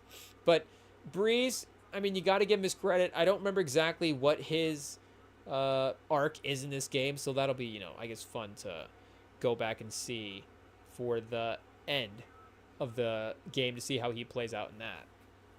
But, I mean, again, he only gets the one Super Bowl. His playoff success is a little up and down, and we're not going to be the ones sitting here, really defending the Drew Brees run. But he was a guy that, and for a lot of quarterbacks, once you get the Super Bowl, you don't want to just retroactively sort of look over everything that the guy has done in all of the other playoff runs and sort of the narratives with the other guys as well too from NBA or NFL history. But again, with his stats and with his ability to succeed in the offense, I guess the thing is, he does have the tenure with and without Sean Payton in that type of way. And I don't remember exactly who his coaches were on the Chargers. Was he, overlapping with Turner as well too? And he was, again, good on the Chargers. It's not like, revitalized his career. I mean, he had the injury and needed to, get back on track. But, made a Pro Bowl in 2004. I guess it took him a second, or, a little bit of a slump in 2003. So 8-8 in 2002. The early 2000s Chargers, you get the best jerseys as well too. And see, that's another tough thing. It's like Drew Brees just, taints this whole era of Chargers, Chargers jerseys as well too. It's like, can we go back and watch some of these LT games? It's right on the brink of like the early LT years, and then you get, of course, the early Phillip Rivers years there as well too. So Marty Schottenheimer in 2002. And the iced out sort of white Chargers logo is not bad either, chat. I don't know when that changes over to a different thing. 4-12 under Schottenheimer in 2003. Hey, Drew Brees, 11 games played. Maybe he was in and out with injury. I don't know. But Doug Flutie, 7 games played. 2-3. 9 touchdowns, 4 picks. Brees, 11 touchdowns. 15 picks that year. But maybe it's Norm Turner. Brian Schottenheimer, the quarterback's coach. This should have given him more run, chat. Would have fixed the team. And no, they just ran it back with Schottenheimer again. 12-4. It's all fixed. Wade Phillips is there. Cam Cameron still the offensive coordinator. And you have Brees. I guess, if he turns his performance around, that's going to help for sure. 27 touchdowns, 7 picks, 65% completion percentage. What's our guy Tomlinson doing this year? 17 rushing touchdowns, 1,700 yards. So would have been fun to see Brees actually kind of have this type of weapon at the peak of his powers as well too, because I think it is a little underrated again with the unit that he won this Saints Super Bowl with. It's not, the most high-powered, like, skills position guys that's ever won it, but they had a good defense and some, good matchups as well, too. And again, maybe they didn't have the best, like, games played the highest level of football in every game. They just, great football, defense, all the different stuff.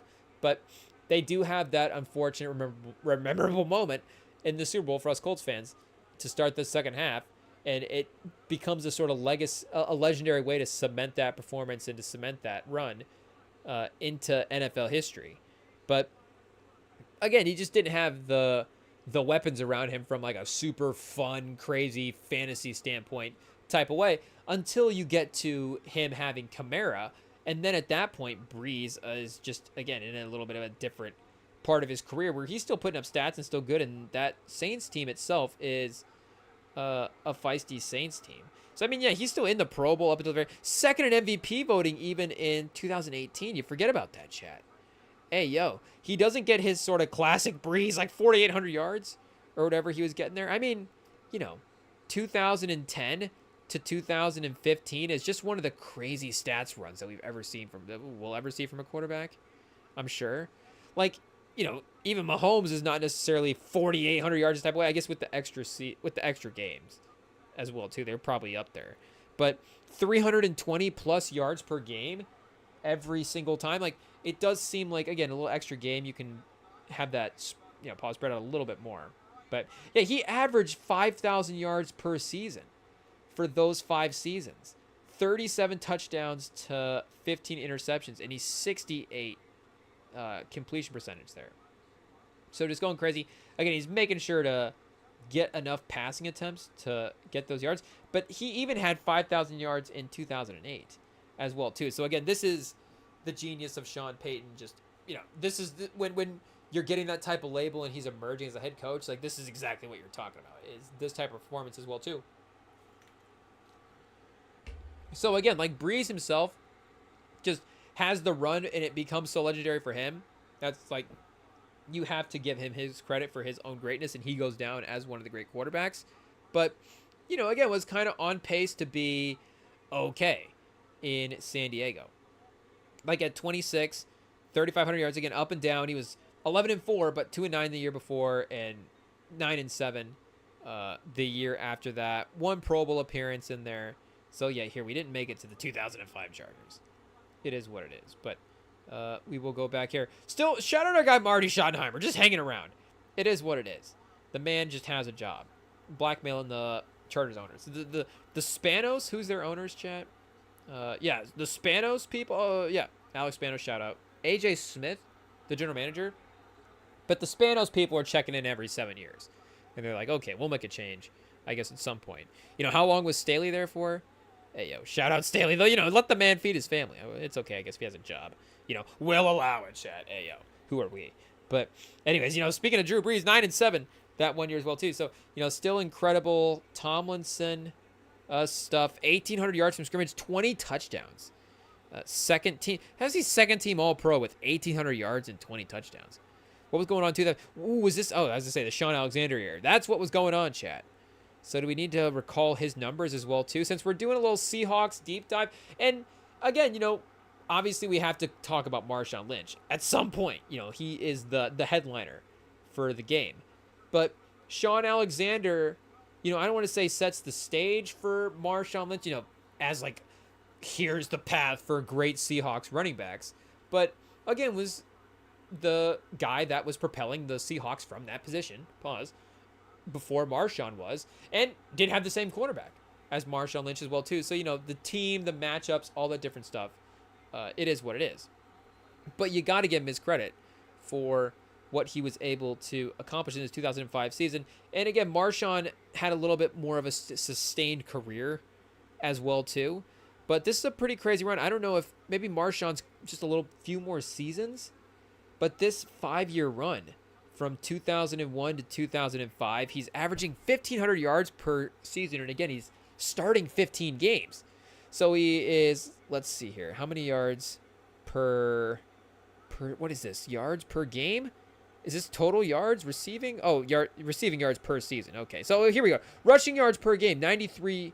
Yeah, almost 94 rushing yards per game for 5 years in a row is pretty crazy. And then 15 plus touchdowns, but 20-ish, almost 30 that 1 year. Again, when he wins MVP as well, too. So, hot take. If you're a running back and you can get to 30 touchdowns, you will be in MVP conversation. Because, again, speaking of Tomlinson, he is there as well, too, when he gets near that mark. I don't know. Did he actually cross over to 30? I guess we'll see here because I want to see how true that actually aligns up to being. Because it does seem like we will get a running back or receiver, around that 20 threshold mark every year. Maybe sometimes, it'll max out in the high teens for sure. But yeah, rushing receiving touchdowns single season. Here we go, the records. Is this what we want? Yeah, we've got Tomlinson did get to 31 that year. And then number 2 is Alexander with 28. So I don't think Priest Holmes won MVP in 2003, unfortunately. I think this might have been a Manning MVP. And so not unfortunately. But let's see here. 4th in MVP voting 2003. Oh, wrong season. 5th. Oh, one less. So 100 less yards, but 3 less touchdowns. I don't know if that is appropriate math. 1 less MVP spot. But he got 4th and 5th in MVP voting. So that is a little bit of a difference, distance from the number 1 spot. Maybe not in the mix. But Folk did win MVPs for sure. I'm assuming the 2000 season would have been one of them. If he would have been his record-setting touchdown season. So, yeah, he finished top 3 in MVP voting 3 consecutive seasons, winning in 2000 itself, when, of course, you're going to top the 25 touchdown threshold. And after the Rams had the season that they had the year before, winning the Super Bowl as well. But you've got Priest Holmes again in 2002. Shout out. So Priest Holmes maybe should have won an MVP in 2002. I don't know.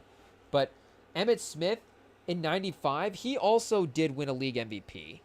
93 was his league MVP, 2-time league MVP. What's going on here for our guy Emmitt? Shout out. Emmitt Smith, yeah, winning the league MVP in 93. So 95, he was 3rd. Who was MVP in 95? Brett Favre.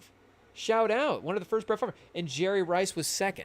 1,800 yards, 15 touchdowns. Favre, 44, 38, and 13. 4,400 yards, 38 touchdowns, 13 picks. And then, yeah, Herman Moore for the 2 Lions players. 95, I guess the last great Lions season. Got 2 guys over, well, not the last great, because, well, yeah, for a season, maybe. But, we've had other great performances, moments, ish, since then as well, too. But Bryce Pop, 17.5 sacks that year, leading the Buffalo Bills. So, yeah, I mean, Brett Favre, putting up some of those early impressive QB numbers, taking over the league. Ooh, Curtis Martin, Offensive Rookie of the Year.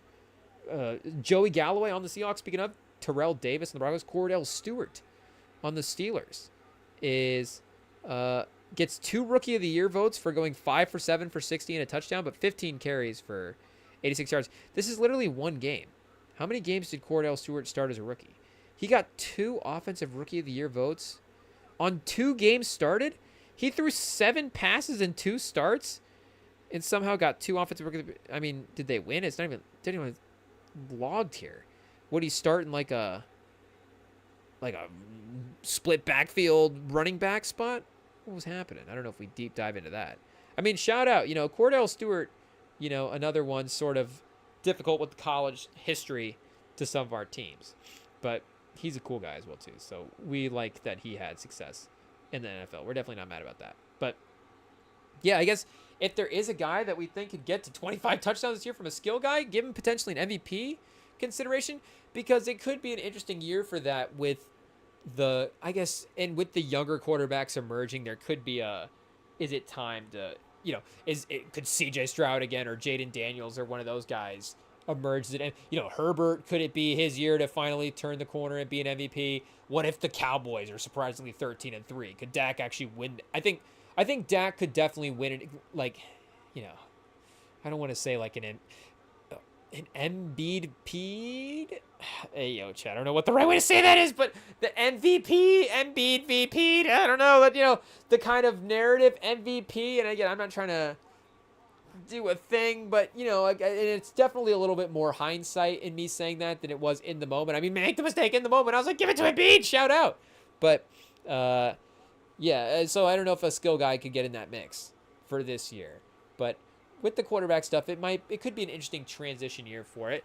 And I guess, we were talking about Sean Alexander. I guess Marshawn Lynch himself never actually got into sort of MVP consideration as well, because I guess his regular season success would be interesting to go back and revisit in the the year-to-year stuff, because this game in this moment again become so symbolic of who he is as a player, that you can kind of project. And again, it's such a crazy run that you can kind of, he's just one of those guys that you can kind of say anything is possible about from a running back spot, and just in terms of a team building aspect, or what do the offense look like around him, the offensive line, like just his ability to overcome all those things with the physicality and just plowing through defenders and all the different stuff. I was like, all of this is definitely, again, summarized in the run that he has in this game. But there's just no conversation where you're like, okay, Marshawn Lynch just doesn't work here, because you're like, he's just going to be overpowered. It's just, he's going to find a way to get the yards and get the spot. And then, the flip side of that becomes the time that becomes iconic, that they don't hand off the ball and they throw the pass and it becomes intercepted, and maybe, and I think, it's one of those weird things for how it would have become symbolic for Marshawn Lynch, because I don't know, do we remember Marshawn Lynch as like the cornerstone of the Seahawks offense in that run if he gets that pass, or is it really does the Russell Wilson narrative just change in a whole different way, or does the narrative switch back to Marshawn Lynch, like now, in 2025, like if we're just the same Russell Wilson timeline, it all just works back to the same path in some type of way? I don't know. But again, his importance in the fact that the play didn't work out as well too is extra sort of on notice as well, and sort of adds to his legacy in that way, because, and I mean, it's not wrong to assume that he gets it. I mean, you literally, like, there's advanced stats to prove that he probably would have as well too, but it is one of those things that you just kind of can chalk up because of moments like this, because this moment happens before the Super Bowl moment. You now think that Super Bowl moment, like, again, anything is possible in any type of moment with Marshawn Lynch. And not to say that in the Super Bowl, if they're at the 15-yard line with 3 seconds left and Russell Wilson makes a pass to the goal line in that situation, and like, 15 yards, he's 20 yards out and he throws and Malcolm Butler steps in front. It's like, you kind of had to throw it there. Maybe you're like, Marshawn Lynch could have got 15 yards. But again, in that type of situation, obviously we're not talking about that, but that is a type of case where it just makes so much sense to, and you don't have to necessarily do a ton of arguing. But again, there are other versions of it where you could have maybe made the case as well too, and maybe his sort of cornerstone legacy gets solidified in that way, because I guess it would be, what did he accomplish in the Super Bowl, and the Super Bowl itself kind of becomes defined by the Legion of Doom, of course, and the defense as well. So yeah, compared to our guy Sean Alexander, he did have a sort of 4-year consecutive crazy run and a couple of, really good stats years as a rookie as well too. So it's pretty close. Here, I don't know if we go 2 tabs. We got Marshawn Lynch at 10K yards and 85 touchdowns. So I don't know if it needs to be, would you rather Sean Alexander or Marshawn Lynch, but it kind of becomes the highlight moment versus and not to say reduced down to just a highlight moment, but you were saying, like, do you like the beast mode, beast Quake type stuff, or do you like, okay, at least this guy, made a Super Bowl as well too with his team? But he was, 9,400 yards and 100 touchdowns. So more touchdowns, but again, less yards. I don't know if that's kind of a nice way to frame it, but either way, that's the way the stats work out. And again, a little bit more of a drop off kind of over quickly for Alexander as well too, just a couple seasons after that 1,800 yard season as well. And I don't know necessarily the timeline of his injury history also, but it's close enough for both those guys that they're both pretty legendary Seahawks running backs. But I don't know who you would say is the better Seahawks running back. He would have 24 of those yards logged in Washington, so not all those 9K yards on the Seahawks franchise themselves. But again, all those touchdowns for sure. So Lynch again had a couple of seasons on the Bills as well, so maybe 3 to 4K of those yards are, Bills franchise type yardage.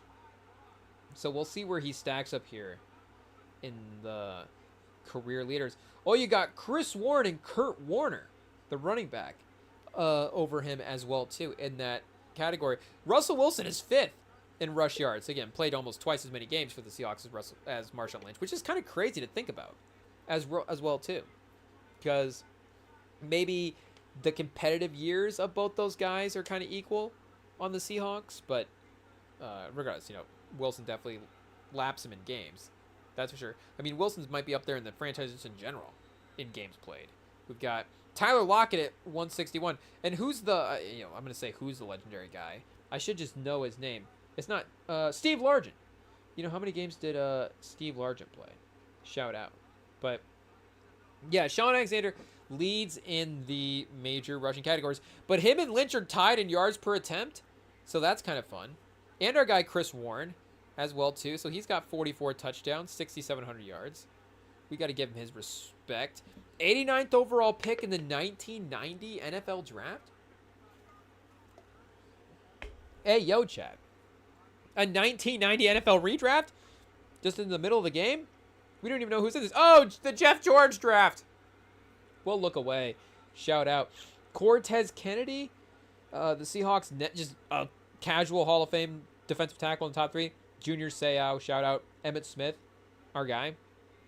And I don't know. I think Emmitt Smith is pretty properly rated in NBA history, but for some reason I was thinking about that today, and I was like, maybe he is the greatest running back of all time. That is one of the, just, I don't know, we like power rank. What are the top 5 random debates you just randomly, the random debates you randomly think about, top 5. And I feel like, who's the greatest running back of all time? That one is just like maybe twice a week. That might be a lot. Maybe once or twice a week. It'll just be like, is it Emmitt Smith or Walter Payton? Or is it Barry Sanders? Like, that's just a good debate, chat. And again, the running back thing is a good mix of individual talent and sort of situation. I know receivers can kind of fall into that as well, too. But, I don't know, there is just something a little bit different with the running back factor into it. Because I guess the reliance on the way that they actually receive the football is a little bit different than than the receiver, where there is the aspect of the accuracy in it, and you do have the blocking for the running back as well. But again, that they have the ability to make a play just kind of every time that they get a touch, to a sense, because of the fact that handoff is just going to be more than not, a pretty easy exchange in some cases. But and I think for, it's just to sidetrack about Emmitt Smith, I think for Emmitt Smith, it's that weird dynamic of he also has one of, if not just the greatest / most terrifying offensive line in NBA history / offensive lineman with Larry Allen as well, too. So it's like, okay, just imagine the other great running backs on the team, and you assume that even with that offensive line that there's going to be, like, but the thing that they actually won the Super Bowl every year, and, I don't know. It is pretty crazy that that team did have the playoff success they did. But the defense as well, too. And, Aikman was really good for the, I'm not saying really good for the era, disrespectfully, but was just the right quarterback to have at the right time. It was a number 1 overall pick, legendary guy. He's a Hall of Famer. We don't want to necessarily, downplay Aikman's career in any sense. But I do think that Emmitt Smith would be a fun, like, if he was in Walter Payton's situation. I think the thing for, again, that type of guy is he may be a little bit more sort of, and I need to actually go watch more Emmitt Smith highlights as well, too.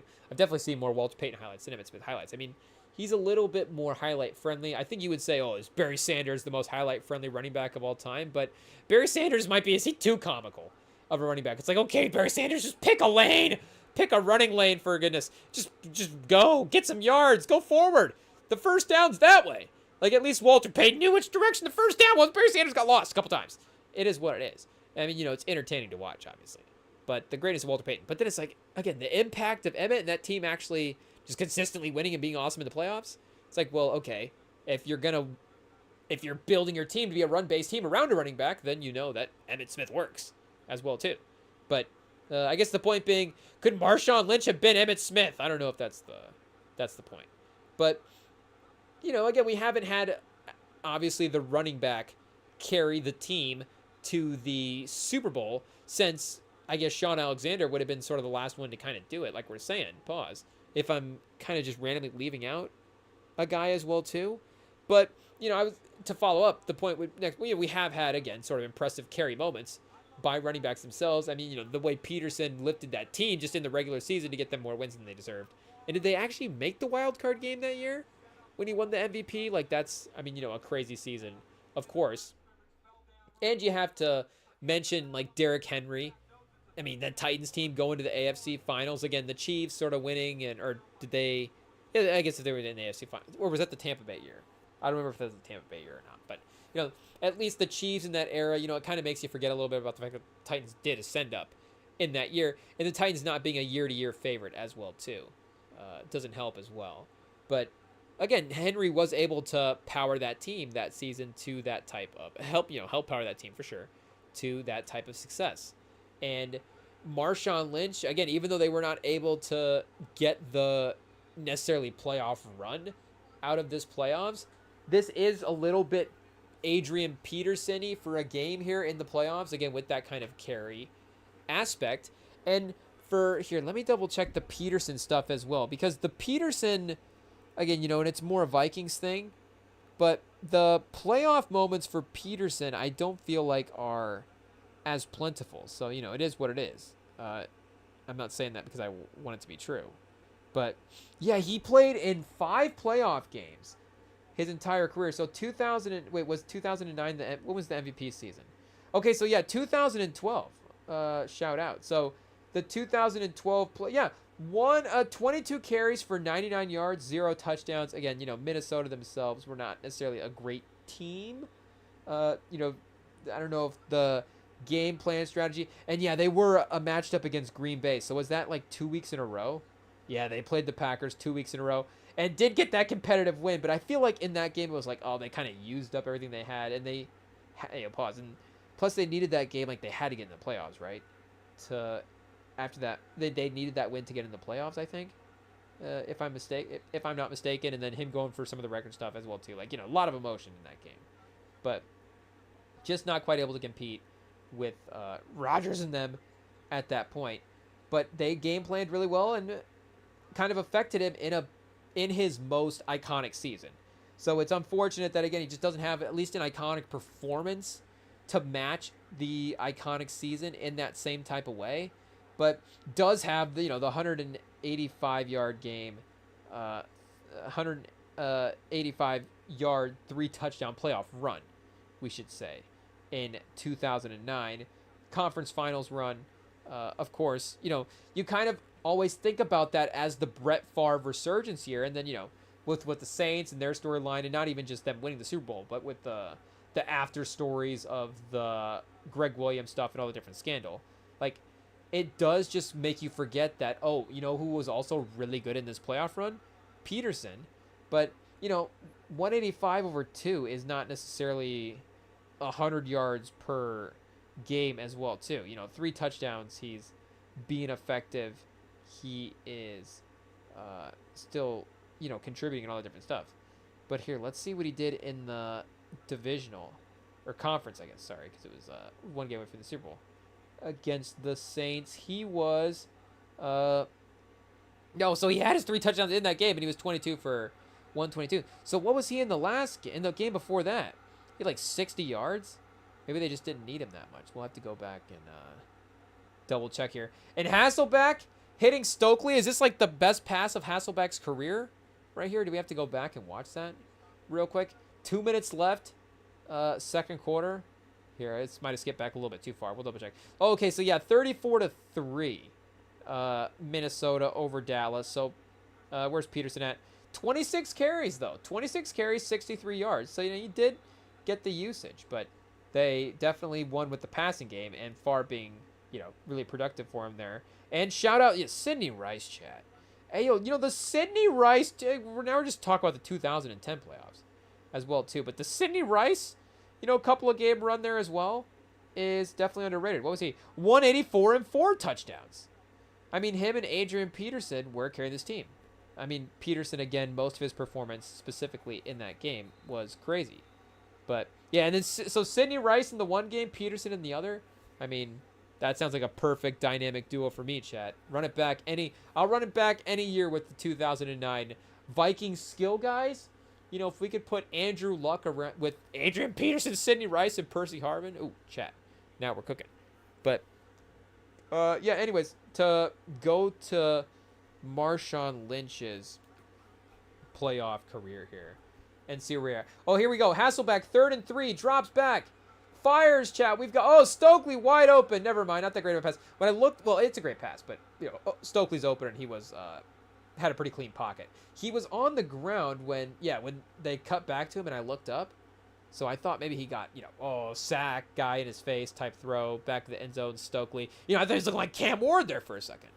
But still, you know, impressive step up in the pocket, clean protection, pause, as well, too. And Stokely, an iconic Stokely game. You forget about Stokely's Seahawks run, chat. Hey yo, very much of that guy in the NBA. Hey yo, wait, did Hasselbeck like get hurt celebrating? I don't even know what happened there. Oh, chat, and the first time we should mention the iconic old school extra points. Hey yo, remember when they used to, you know, give them away for free? Now nothing easy, chat. Gotta earn your extra points these days. Yeah, what's the tariff on extra points gonna be in 2025? Hey, yo. Move it back 15 yards and what off the top? Hey, yo. But, yeah, for pivoting back to Marshawn Lynch playoffs run, 2013, 288 and 318. 288 and 4 touchdowns in 2013. 318 and 2 touchdowns in 2014. And then between the two games, you know, not crazy performance 2-game-wise in 2010. But that goes to what I was going to say is he might be, you know, Peterson might be the best regular season running back of this kind of early 2010 stretch because, you know, with the running backs, you can do like a 10-year type of ordeal, decade ordeal. You may get there as well, too, doing some comparisons. But, you know, in the moment, you kind of have, you know, the 5 to 6 year, like we're saying, sort of peak runs as well, too, to look at. But here, let's see what he does in the game after this here. We'll double check that. Chad, a little aggressive, a little special teams play for the Seahawks. Shout out, not getting the turnover on the kickoff, but you know, still making a stop. But yeah, I guess 4 attempts for 2 yards. Did he get hurt in the next game, chat? Hey, yo. And this was the first ever Marshawn Lynch playoff game. Whoa. So didn't even make the playoffs in Buffalo. And then the next year against Washington, 132. Again, you know, we were just reading off the crazy playoff stats as well. The overtime championship game versus Green Bay, 25 carries, 157 yards and a touchdown, 24 for 102 and a loss for the Super Bowl. Probably should have been 25 for 104 and 2 touchdowns, but it is what it is. And then, you know, a couple years after that, the stats kind of turn into a little bit of a different direction. But again, he is massive stats in a couple of Super Bowls. The Denver Super Bowl, you know, they don't even really, he's 15 for 39, but they don't even really need him. They're 48-3. It's just a different thing. He gets a touchdown, so it is what it is. 2.5 yards a carry. And Marshawn, if he doesn't need, you know, if he's not needing to try for the game, and Marshawn's like, I can take the Super Bowl off, lock it in. You know, that's fine with me. An easy ring, I'm good to go. But I think you could argue maybe sort of the defining impact running back of this stretch as well. Again, we got the Peterson regular season. He wins the MVP, and he does have that run, like we're saying, against the Saints as well, too. Just an incredible game. But didn't quite get the whole collection of playoff stuff to go with it. And then you have Henry, and that year itself was 2019, but it's kind of that 20-teens to the 2020s sort of transition as well. So otherwise, you know, beforehand, like we're saying, you got Tomlinson, and then before that, you've got Falk. So he might be in the lineage, and now, you know, again, we're saying Henry, you know, I don't know if we put McCaffrey in there as well, too, after the 49ers have kind of had some playoff success. But again, he's been kind of in and out. We'd have to double check his. What has he even been healthy for at this point as well. But yeah, he is one of the guys. So here, let's go back to the list here. Oh, this is single season. Shout out Barkley. I guess, yeah, now that they have the Super Bowl as well. The problem is the years with the Giants are so the opposite direction that it might take a couple of years to reestablish him as like a competitive every year kind of dominant type guy. But again, he's right back there as well too with getting that Super Bowl win. So yeah, Peterson 5th all time in rush yards, which again is crazy. Frank Gore 3rd really is like 16,000 yards exactly, chat. Hey, yo, Frank Gore, just right on the dot, and he's like, okay, I'm out. But Frank Gore, can we, I mean, I'm not trying to be disrespectful, but can we get this man back behind Barry Sanders? Hey, yo, chat. It is what it is. I mean, thank goodness he didn't pass Walter Payton. I mean, come on. I mean, it's 726 yards, quite a bit, but, maybe he stumbles into that somehow. But goodness gracious. I mean, I love Frank Gore. The man had a Colts run, but it was just great to have those 3 running backs grouped together because, again, that was the conversation. So, I mean, Peterson at 4th as well, too, would be fun. But, again, Tomlinson's run, a decade run, and he's able to sort of have that second run with the Jets. But he's a little bit more committee at that time and is committee by the end of the Chargers as well, too, there with Sproles. Bettis, definitely with the Steelers. Then you got Dickerson in the 80s, Dorsett, Brown, Folk. Edrin, I mean, we got to give our guy Edrin James respect, but also, again, Manning and Harrison and some of the other guys. But James, I might be this. It really was James that should have been. I mean, you say should have been, like, that's crazy. But, if we had been able to keep Edrin James, that would have been nice. And we were able to get the Joseph Adai production we needed out of that couple of seasons. And I really do. I love Joseph Adai as well, too. Joseph Adai is a good running back. I mean, shout out. Again, we'll run it back with Joseph Adai any season. I mean, AI Joseph Adai on the Colts next year, we'll take it. Pause. But Edrin James was really dynamic. Probably could have, again, won us a Super Bowl in the right situation type running back. It just never worked out. So, and Steven Jackson never had the playoff stuff as well, too. So, shout out. 32 running backs in NFL history with 10,000 yards. Marshawn Lynch, number 30 all time. Tiki Barber, 28. Shout out Tiki Barber, I guess. But Ricky Williams, 32, 10,000 yards. Clinton Portis just missed the cut. Can we trade some of Frank Gore's yards to some of these 9K running backs and kind of get them over the edge? Maybe a little running back socialism to kind of even everything back out. Get Barry Sanders back up to number 3. I'd be for it, chat. If the NFL wants to officially reallocate some of Frank Gore's yards to Ricky Williams, hey yo, why not, chat? Top 5 pick in the NFL draft. 1,800 yards in 2002. First team All-Pro. Not a single MVP vote for Ricky Williams, though, unfortunately, for his career. But, yeah, for modern guys, here, let's go for careers and see. Whoa, what's Najee Harris doing up here, chat? 4,000 yards. Number 204 all-time. Shout out Josh Jacobs. David Montgomery? Is David Montgomery going to get to 10,000 yards? He's at 5,400 yards?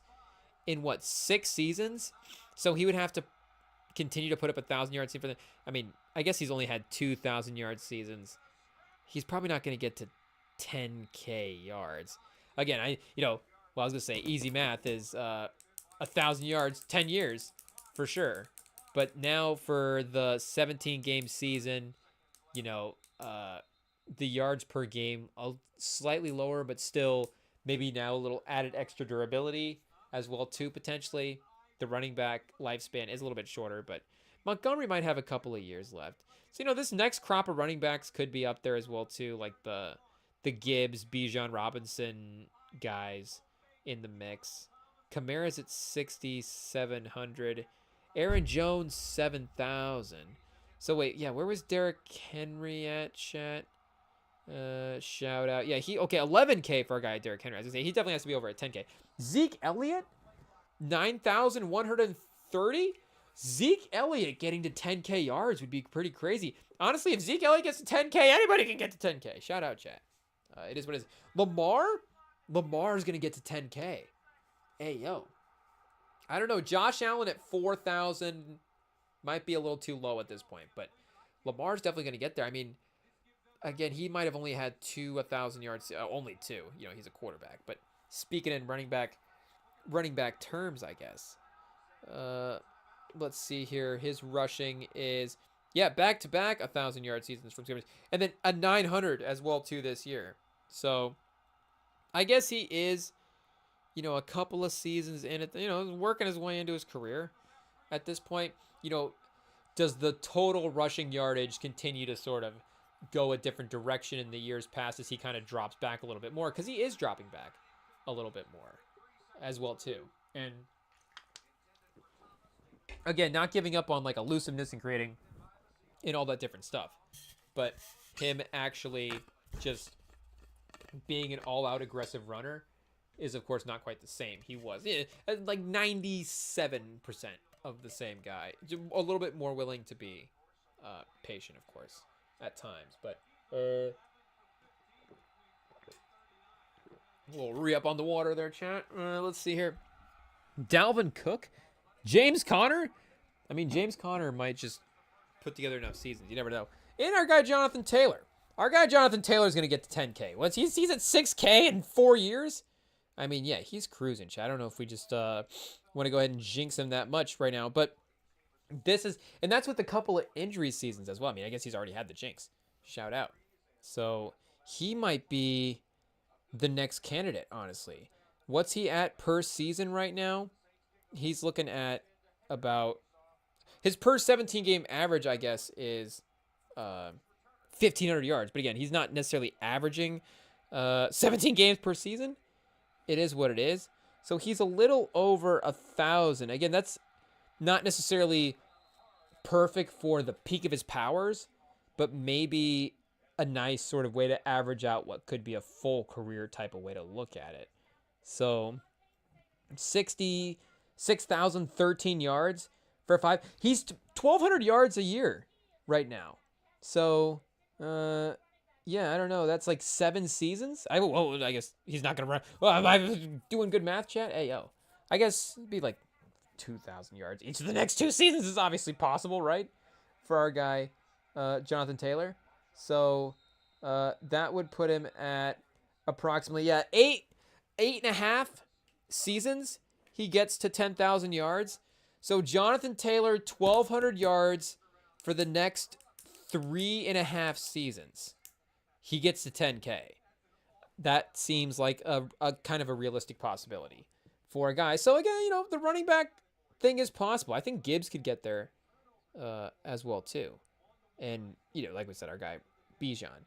But, and Gibbs has had playoff moments as well. So maybe Gibbs is also in line for taking up that mantle if the Lions can continue to stay a competitive team.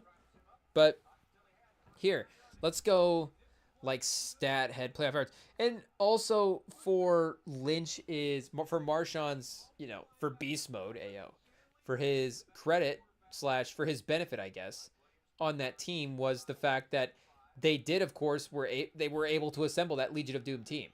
And because of the rookie contracts and because it was just a great job of drafting and, again, just really smart team building, he got to, of course, like everybody else, benefit off of that. And not every running back necessarily, for some reason, finds themselves on these smart team building scenarios as well, too. And it can kind of be a byproduct of, like, if you're overdrafting a running back, like, that might say something just about your team ability in general. So maybe if you're more likely to take a running back high and you're more likely to get a running back, more likely to like not have a good team, but we also know that that's not necessarily true as well. And we should even mention Matt Hasselbeck, just like with the broken thumb wrist situation. I don't know. He's got some kind of cast on. So we've got a injured Matt Hasselbeck just like playing the game of his life out here with Marshawn Lynch is, you got to give him his respect, chat. It is what it is. But here for Marshawn, where is he at? 970 rush yards, but from 2010 to 2000, and I guess we'll just go 15. We'll just go the first half of the decade, even though, again, the 2015 year itself is not necessarily great for the stats. We're going to give him the benefit of the doubt. I think he's going to do okay still. 5 playoffs. How many running backs were even in 5 of the 6 potential playoffs in that span? I guess not necessarily making the 2011 one, but he would have been in this stretch here. 900 and, yeah, I guess we're only taking a couple yards out from that 19th game, but 937 yards, 9 touchdowns in 9 games. So he's averaging, what do we got, 85 rush yards a game. Got a nice little check down per game as well too, just in case, possibly. So the 930 yard, 9 touchdown club for running backs in this stretch. Let's see. Let's go 500 yards just to get a list of guys for the playoffs. And we want from the years of 2010 to 2015. The entire first half of the 2010s, chat. Our guy, Beast Mode, of course, was as dominant as they get. So, also to include some quarterbacks. Wait a second. What did we do wrong, chat? Oh, single seasons combined careers? Did we get the right set? Oh, because I deselected all the positions, probably, is the one thing that's wrong. So, yeah, get the kickers back in the mix. Okay, here we go, chat. We've got the only 500 yards over just for a career for these 5 seasons. I don't know if we can lower this just to get more guys as well, too. It's not necessarily an exclusivity thing, even though, you know, again, with the running backs, it can kind of be that with the career life cycles and with the team building prowesses, if that makes sense. So we can get a couple quarterbacks in here, but you've got for the first half of the 2010s, and again, that includes our guy Peterson as well, too, and a couple seasons potential in here. And the deep shot to Williams, pause, Hasselbeck on the throw down the sideline for a touchdown in the third quarter. But we've got Lynch at 937 yards, Frank Gore at 646 yards, and James Starks at 523 yards. Why am I not remembering who James Starks is, chat? That name sounds familiar, but for some reason, I'm not. Oh, the Packers. For sure, I remember James Starks. I don't remember this running back room, but I was, speaking of random running backs we were thinking about earlier, I was thinking about Ryan Grant.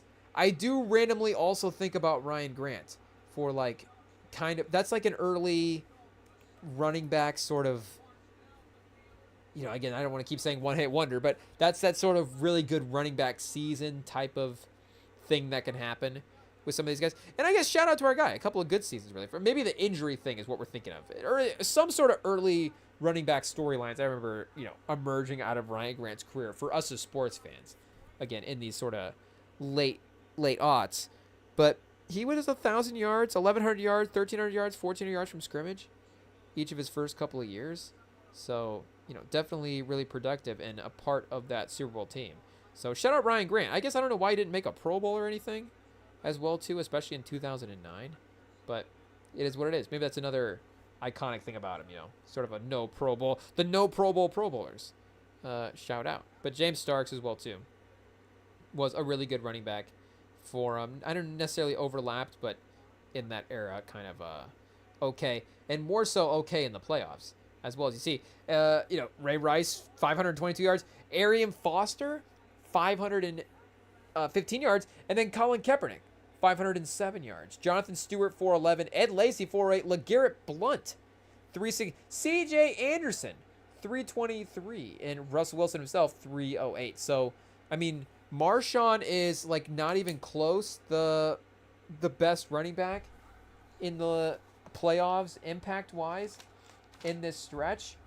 And he is, I mean, almost 300, we're 291 yards over the next player. So, you know, I don't know if we have time to just like look through NFL history and see what the rest of the decades are, but I think we do, Chad. You know, actually, since we do have the stats kind of sorted out, it would actually be kind of easy to go back and refilter it here. So wait, let's go just starting in the 2000s, 2000 to 2005. And some of these may be a little more stacked competitively for the running backs as well, too. So you got to factor that in. Here, rushing yards 300 or more. I mean, immediately, oh, here we go. We get to 17. A few more. Edgerrin James, in that 5-year span, 560 rush yards is the most. Amon Green is second at 516.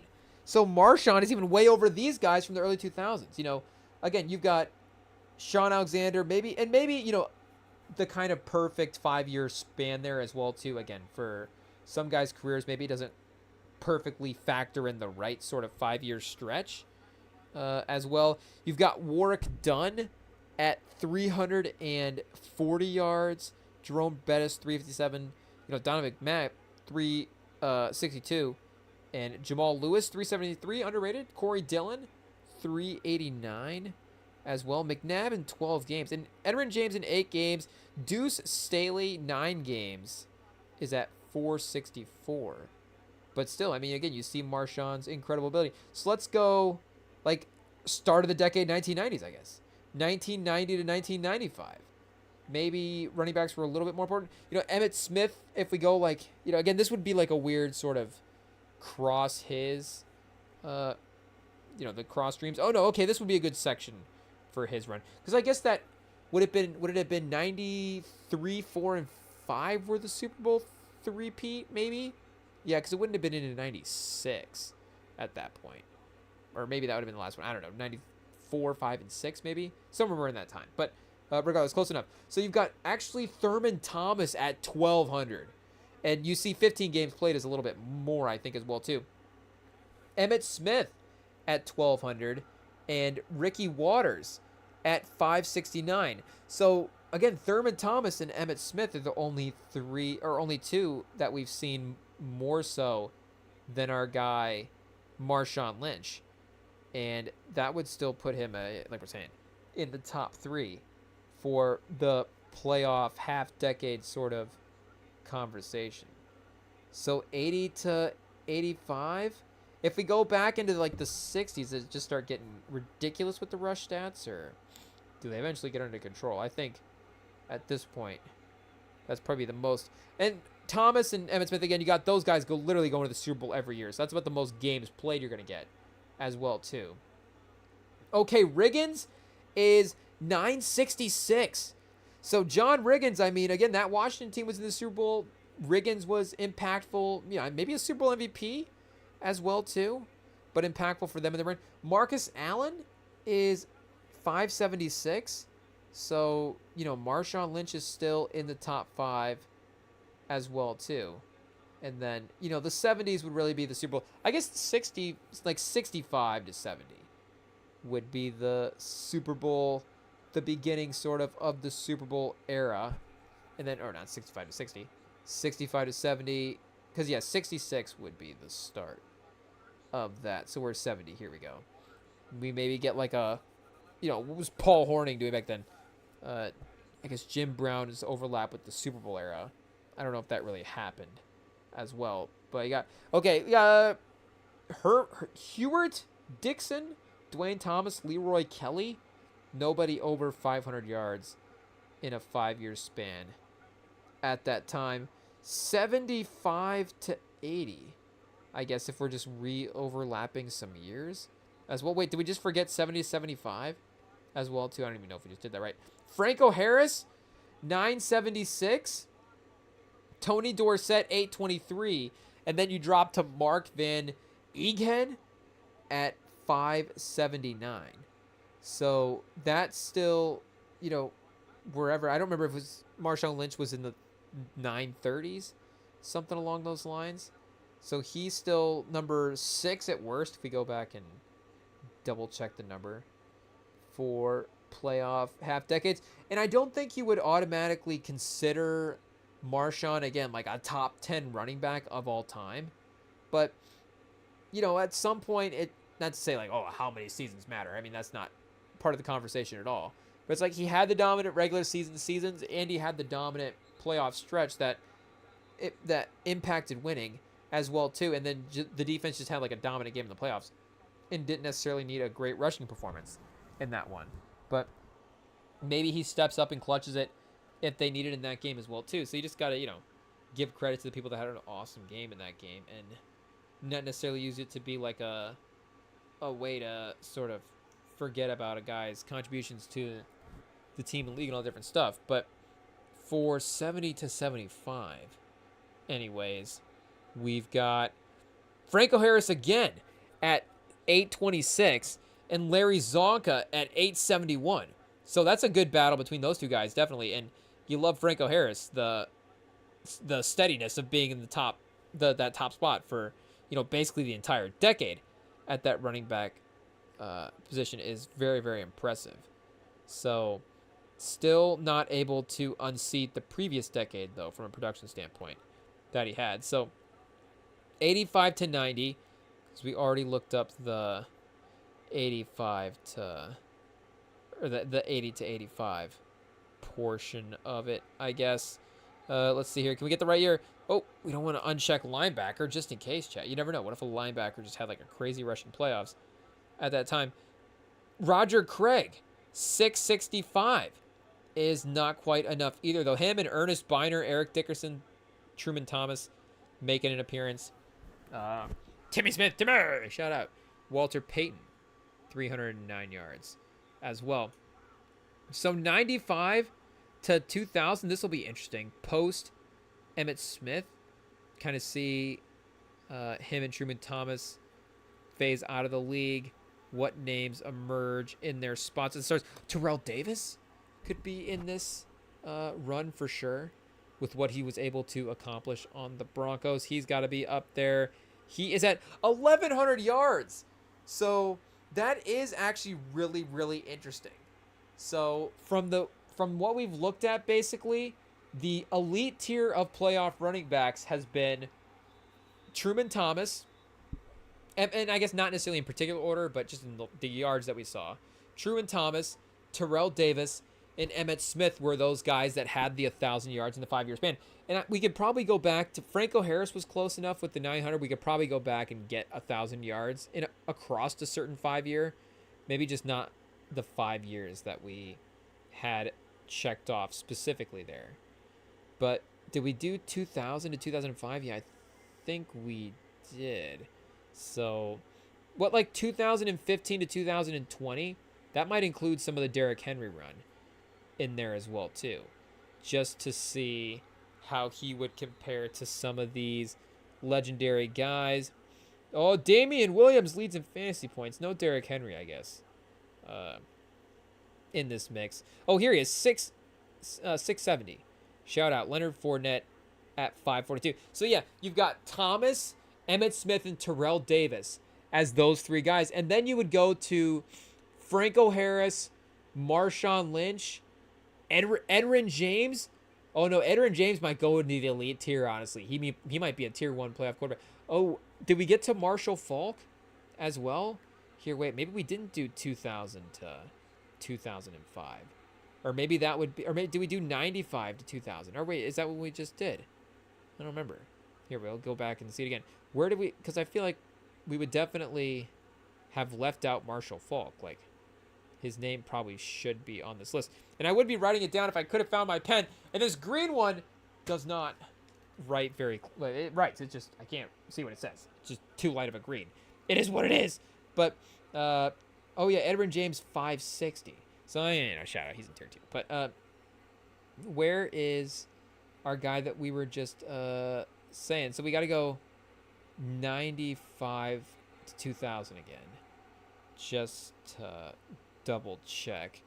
We got so distracted by our guy Terrell Davis that I think we forgot which other names we're looking for. Emmitt Smith, Curtis Martin, Eddie George, Jamal Lewis, Jerome Bettis. I don't even remember at this point. Oh, Marshall Faulk. Yeah. So where is Marshall Faulk, chat? Hey, yo. I guess we got to just look up his player page here and see what we got going on. 94 to 2005. So those last 3 years of that Rams run would have been included in there. 98, 99, and 2000 would have all been included in there. I guess from a regular season standpoint. But here, from a playoff standpoint, 95. Oh, chat. 1 attempt for 16 yards. Oh, this is Indy. Yeah, the Indy run. It is what it is. 9 carries for 25 yards. So the 2 seasons with St. Louis, he had, in 3 games, 38 attempts for 82 yards the year they won the Super Bowl. And then 14 for 24 the year after. And then in 2001, 64 carries, 317, and 3 yards, or 3 touchdowns. So that was the playoffs that he fully emerged. But again, I guess he kind of had a rough 1990 playoffs, 1999 playoffs as well too. So you like that he was able to get the Super Bowl and have the success, but to be able to align them both and to be able to, again, impact the actual team and the winning success in the legendary type way, just wasn't quite able to line up. So he did have some good receiving yards in that 2000 and that 1990 run. He had 257, I guess, scrimmage yards in 3 games. It's not bad, but 431 scrimmage yards, 3 touchdowns in the 2001 playoffs is crazy. But that's the only playoffs that he had 100 yards rushing in general. I mean, it's just kind of crazy, for a legendary running back like that. So maybe that's why Marshall Faulk gets a little bit left out in that type of way from some of the running back conversations. And here, let me go back to LaDainian Tomlinson as well, too, because he feels like the other one, at least for me, that I feel like I need to keep bringing up as well. So, yeah, he has the 2006 playoffs, 23 carries, 123, 2 touchdowns. And then in 3 playoff games in 2007, he goes 30 carries for 75 yards. 3 first downs in 3 playoff games. And then after that, it's just not quite the same. And then that Jets run, 35 carries, 142 yards, 2 touchdowns there as well. So let's just go playoff. We did playoff career or just career leaders here.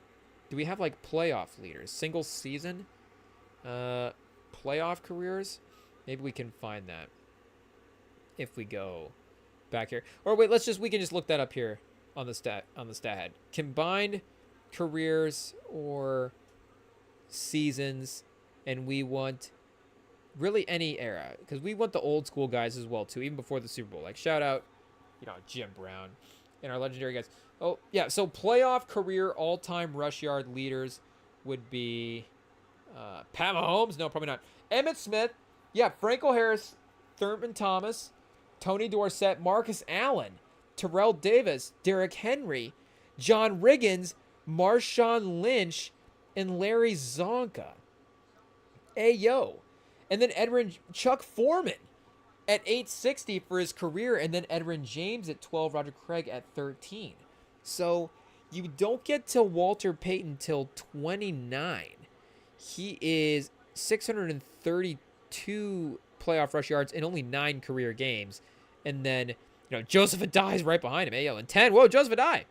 Better than Walter Payton? Ayo, shout out. And then you've got, where's Barry Sanders? Our guy Barry Sanders at? Maybe he's even higher than Walter Payton in terms of career playoff rush yards. But, you lose them from this conversation, but that is an interesting top 10 careers list as well, to have Henry and Lynch in that. And I like Lynch pushing up that type of way. I mean, all these guys are going to kind of be in the mix, but I feel like Henry, because of the modern stuff, maybe, kind of push to the end of the line a little bit historically in a way, and kind of not necessarily get over some of these legendary guys. And I feel like Riggins doesn't really get mentioned a lot. Marcus Allen's a little underrated all time as well too. And Franco Harris, I think, would be the other one that maybe would be more, was the team really good? But Franco Harris, again, is like sort of that Emmitt Smith style bruiser kind of running back-ish. But he also had that receiving capability as well too, like we saw in the Immaculate Reception type play. So for the next stat that I can't remember what I was going to look up, but doesn't matter. We have the career rushing yards, which is what for the playoffs, which is what we wanted anyways. I guess just looking up the regular season maybe to cross-reference and remember exactly what it looks like. Oh, that was the Frank Gore list as well too. So that had again, Frank Gore and Peterson on it next to the 3 legendary guys. Emmitt Smith, Walter Payton, Frank Gore, Peterson, Curtis Martin, Daniel Tomlinson, Jerome Bettis, Eric Dickerson, Tony Dorsett, Jim Brown, Marshall Faulk, Edwin James. So, and then you got Franco Harris and Thurman Thomas down in the top 15, 16. Derrick Henry at 19, right below Steven Jackson. So once Derrick Henry climbs up the list a little bit, then it would make a little bit more sense as well too. But hot take, I like the career rushing leader list for the playoffs. It looks pretty like a pretty legit top 10 all-time list. So Marshawn, again, the most impactful running back, you gotta say. Him and, whatever you think of the kind of the 2012 season for Peterson. But for what Lynch was able to accomplish in the playoffs, just a little bit more and a little bit more historic as well too. So you got to give him his credit. Shout out to Lynch. And then mentioned earlier, kind of the beginning, early pieces of the Legion of Doom team starting to form. Not quite all of the defensive places in piece quite yet. But you do have Earl Thomas on this team as the first one to start getting into place. I believe 2010 draft, he is a rookie on this team as well too. So again, that is fun. And one of the more fun college players, one of the more fun college safeties, I think, ended up going here. I guess we'll just go back and look up his drafting status. Because he was one of the early draft guys that I really remember. Of being like, kind of watching him. And not even, I guess, draft guys, but kind of one of the early guys for us where we kind of followed the drafting cycle of it ourselves, and it made sense. Where it's like we watched a game, we saw a guy, we were like, hey, he's pretty good. I wonder what he would be like in the NFL. He got drafted and then played really well in the NFL. But again, as your kid, you're kind of figuring out all that dialogue, and then you're not even really like hearing people talk about it, but you are, and just making sense of it all. And Earl Thomas was just a guy that you really liked watching in Texas back in the day. Ends up going 14. So yeah, 2010 Seattle rookie. Not necessarily a crazy rookie season in terms of the accolades. I'm surprised he didn't get any defensive rookie of the year votes, but 5 picks, 7 passes defended, and then second team All-Pro the year after that, 3 straight first team All-Pros, and a run of 5 Pro Bowls in a row there in the 2010s. So again, another reason why this team is so dominant. You have a defining running back, a defining safety, and a defining corner as well too when they end up getting Richard Sherman on the team. And, great linebacker, great other safety in Cam Chancellor. They have other fun pieces in that defense as well too, for sure. But those are the real, legacy defining guys on the roster in those various spots. So you start seeing the early signs of this team to, of course, form in 2010. So here we'll double check defensive rookie of the year in 2010. Not necessarily jumping off the page as you remember what happened here. I know we saw Michael Vick was second in offensive player rookie of the year voting, but or offensive player of the year voting. Sam Bradford, offensive rookie of the year, and Ndamukong Suh, defensive rookie of the year. So shout out to our guy Sam Bradford for, number 1 overall pick, at least stepping up and having a good first season. It is what it is. 7-9, 18 touchdowns, 15 picks, 3,500 yards. And people just love Sam Bradford as well too back in the day. So, almost a 500 quarterback, and there's like, it's close enough. We'll give him the cue. And what's this Sam Darnold-esque season he had down here, chat? Hey, yo. Minnesota Vikings, 2016, 71% completion percentage, 20 touchdowns, 5 picks, 3,800 yards, 7-8. How do I not remember this Sam Bradford season on the Vikings where he was decent? Is this Sam Bradford? Yes, Sam Bradford. Decent on the Vikings? 2016? 7-8 as a record? 8-8 as a record. They did not make the playoffs. I don't even remember who they played. They played the Colts. They lost the Colts 6-34, so it was not necessarily super memorable. But they had Thielen. Oh, Cordero Patterson was on this team. This was the Cordero Patterson year where he was balling out as a kick returner, I guess. 500 yards from scrimmage, but crazy kick return years. Peterson was where's the rushing yards? 72 rushing yards. So it's not even a great Peterson year. You got McKinnon and Matt Asiata trying to hold it down. Shout out Matt Asiata, Ronnie Hillman as well too. Some elite fantasy guys, but doesn't do crazy. Yeah, Cordell Patterson returning kicks is the best thing for this team in this year. And you got Diggs as well too as a young team. So Bradford was throwing the ball to Adam Thielen and Stephon Diggs and went 8-8 in 2016. Hey, yo, I might actually be worried about Sam Darnold now too. I don't know if we did like him on the Seahawks, but we like the Seahawks. So, we like some of the guys they have now, rebuilding it back, and would have been nice if Sam Darnold would have been able to help him be decent. But we shall see there. So, for the other vote getters for Offensive Rookie of the Year, was it just Bradford? I saw McCourty was the only other guy that got a vote besides Sue for Defensive Rookie of the Year. But for Offensive Rookie of the Year, Mike Williams got 4 votes. And then Marquise Pouncey got 2 votes. So yeah, Earl Thomas, I guess not quite. And McCourty had 7 picks. And Sue had, what did Sue have? 10 sacks. Shout out. So, it's a good battle there, I guess, for top dog. And if you got to pick one of the defensive backs, McCourty did have more interceptions. Shout out. Todd Haley, 3rd in Coach of the Year voting. Whoa, Lovie Smith, Mike Smith, Steve Spagnuolo. This is crazy. Raheem Morris is 2nd. Belichick versus, this is what Belichick was just cleaning up in the league chats. Belichick versus Raheem Morris, Todd Haley, Philly, Andy Reid, Lovie Smith, and Mike Smith. And then Spags.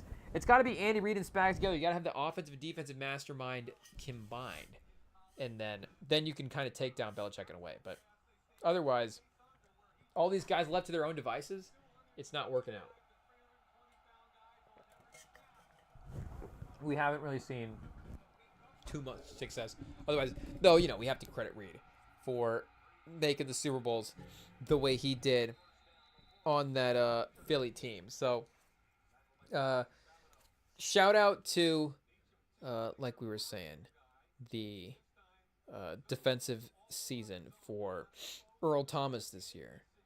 But as we enter the 4th quarter of this game, chat, the Seahawks are up by 14 points at this point. It is 20-34 with 50 seconds left in the game replay in the 3rd quarter. So Brees screens to Bush. Hey, yo. Jones. Wait, who's up there right now? Don't listen to us. Just fire up the replay and watch for yourself. So Brees screens to somebody. And we get the 2nd down setup as we head to the 3rd quarter. So we just need to take, I guess, a quick timeout, and then we will be back 4th quarter time for the 2010 NFL Wildcard Game Rewatch. Stay tuned, chat.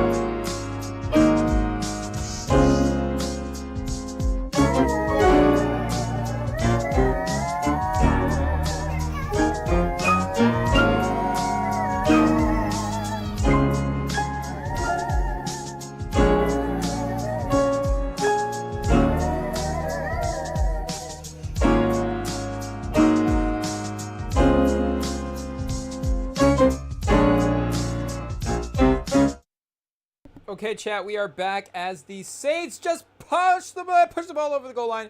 Maybe touchdown? No, short. Yeah, there it is. It's ruled a touchdown. So a chance to cut into the lead after a little 12-play drive here. 4 minutes and 42 off the clock for the New Orleans Saints. So again, they are down in the game at this point. Shout out, but they do start to make a comeback here. And like I'm saying, the game ultimately ends a close game, and there is a little bit of a back and forthness at the end, but I don't remember exactly how close it was in dynamics all the way. But you did feel like, again, the Saints is a better team. There was a threat of them winning this. I mean, again, we know the importance of what the Quake run ultimately was in helping them seal the win, of course. But the other thing, kind of going to what I was saying earlier as well, too, for this team in terms of just not just eliminating this Saints team from the playoffs, but again, as a defending champ and as them having kind of built this up since they had gotten there, finally to this point, Brees had gotten there and Peyton had got there, finally to the point where they were a great team and, again, in a good point to potentially make a run back as well, too. But to lose this early in the playoffs, and this is, again, something that we have great experience with from our own teams and how the narratives can play out in shaping some of the legacy things more so as well, too, than just the emotional rooting for the moments as well. But for how those moments can kind of counterbalance the great moments, where the thing about, again, what's been great about the Mahomes run is obviously, the Super Bowls have been overwhelming. But the man hasn't even, up until this point, at some point it'll obviously change. But the man early in his career didn't even get eliminated up until the AFC Championship game. So you're just automatically like a Final Four team for the first 7 years of Patrick Mahomes' career. At some point, it's like, okay, the competitiveness is overwhelming, and the amount of winning and the confidence that you're going to have in this guy is just crazy. Versus, Peyton and Brees never got to that point of that sustained sort of playoff success to become one of those legendary teams. They got, like we were looking at earlier, again, the sustained regular season success, and Brees was able to put up incredible numbers under Peyton. Literally become one of the greatest quarterbacks of all time. I mean, there really isn't a situation like that, you would say. I mean, we could point to Brady Belichick. Brady got drafted on the team, and we never, we'll just never know. But it does seem a little bit different than the kind of saving / turning / unlocking a guy's career on a team. And again, the levels at which it was going to where it could have potentially gone as well, too. Was Dan Fouts drafted by the Chargers? He was. 0-5 is... So he had a little bit of a resurgence in the late part of his career. He's definitely a Hall of Famer for what he did, 28 to 34. More so, you see, definitely than the 22 to 27 run. I don't know if that's just a system thing or an opportunity thing, or what happened here. So here, let's go like 75, 3 years in. Who is the coach? We've got Tommy Prothro at 2-12. So then, you imagine that's not a crazy run. Oh, 6-8, he's back. Shout out. Yeah, coaches just stayed around, chat. Tommy Prothro, 7-7, they don't care. Running back. So then they bring in, Don Carell. And then Don Carell sort of raises up the league. So is Sean Payton sort of a modern-day Don Carell? Because I feel like Sean Payton does sort of, again, the coach talk, the legacy of it now, especially him being one of the more established, older, iconic guys at the coaching position, definitely brings a sort of different weight to him. Again, like we're saying now. But he does sort of get a name that, again, is sort of synonymous with great coach. Not to say that's a bad thing. It's just, is he a better results guy than a guy like Tony Dungy? Like, I know that there are definite, again, things to point to where is Sean Payton more directly important for a quarterback success than a guy like Tony Dungy? But Tony Dungy built two franchises up as Super Bowl competitive teams and was able to actually capitalize on the win with one in Indianapolis as well too. Did he build up Indianapolis the same way he did in Tampa? A little bit different, but regardless, he got built up a team and then was able to win a Super Bowl, even if they were two separate franchise occasions. So, is he have a better or worse coaching career than a guy like Sean Payton? I would say no, but you just would never, I think, hear Tony Dungy's name brought up in the same breath as Sean Payton in terms of an NFL head coach. I feel like people would honestly laugh at that and be like, and maybe Tony Dungy's like the one like sort of great coach sort of corny example as well too.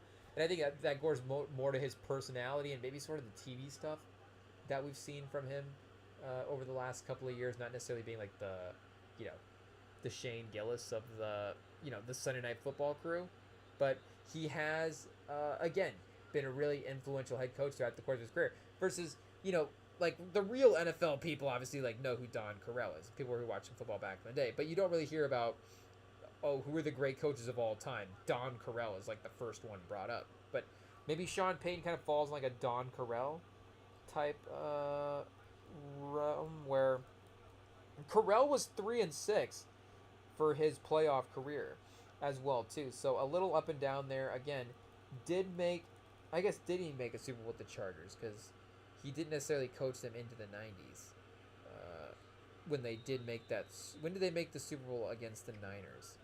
I don't necessarily remember the year of that, but that would have been the 90s because that would have been a Steve Young Super Bowl. I don't think that would have been a Joe Montana Super Bowl. So let's see here. The year they lost would have been 94. So up into the mid 80s, they would have been not even really making the playoffs at that point. Shout out our guy Corell. It's just kind of a little run. They cover a couple of championship game runs, in the early 80s. So maybe Peyton a little bit more consistent in actually making the playoffs, and then they went through a couple of coaches before they got their guy Ross. Who's Ross, Chad? Shout out Bobby Ross, the iconic Bobby Ross. Little Chargers run, a little Lions run. So, coached the Lions in their, I guess not their most. Oh, coached Detroit Lions in 9-7, 5-1, 8-8, and then 5-4 in 2000. Resigned after Week 10. Okay, so got out on top. He's like, I finally got a winning record on Detroit. Okay, now I can leave. It is what it is. But yeah, I mean, regardless, Sean Payton is still a legacy guy as well too, and still a great name. Drew Brees, still a great name, and like we're saying on the defense, like still some names that we like as well too. Like it's unfortunate that we do have to sports hate them in this type of way because like Roman Harper and Darren Sharper, it's just a fun combo back there for the safeties. And like we're saying, Vilma is a legend. He is been a really good media personality, I think, post playing as well too. So that has kind of helped the familiarity of him in some of the public stuff and the personality of him sort of turning around the perception of what that Super Bowl run with some of the stuff that came out scandalous wise was. Like it's not necessarily something you think about with him anymore, but again, he is a part of it. Like even Jeremy Shockey as well too. Like we're saying, it's not necessarily like a stacked weapons core, but you're not gonna take away from the belovedness of the weapons core. You got, is it Devery Henderson? And then Marquise Colston, of course, and Jeremy Shockey. But Henderson was a fun receiver. I mean, swarming defense by the Seahawks to stop the screen. You see some of the modern screen offensive stuff that's being used as well, too. Shout out to Marcus Colston, getting tasked with the blocking schemes out there one-on-one. They don't bring the second. Well, they try to run the little. They try to bring the guard out to get the linebacker. He just doesn't get there in time. Yeah, it's a tough one, chat. Is what it is. That's back when Sean Payton, still always kind of over-innovating at some point. But at some point as well, too, you will be able to get to a spot where you can definitely run that play a little bit more successfully. So 21-yard attempt to make it a 4-point game. Gets it up and good with 9 minutes left. I don't remember, do they run back the onside kick here? At this point, I don't think so. And they did, I guess, impressively outscore him here in this fourth quarter overall. just, you know, Marshawn Lynch being Marshawn Lynch and having iconic all-time moments. I mean, it really might be the greatest run in NFL history, considering, like we're saying, the stakes of it as well too, the impressive nature of it and the stakes of it. I mean, in general, I can't really think of a more impressive run. I mean, I can think of runs that might be in the conversation, but I can't think of any that would just directly be better than the Marshawn Lynch run against the Saints. And then in the playoffs against an as an underdog team and in a situation where it helps clinch that type of win is pretty crazy. You're going to be talking about like some goal line touchdown type scenarios or some first down sort of significant or maybe some kind of milestone type run as well too. But an actual impressive just display of physicality and athleticism.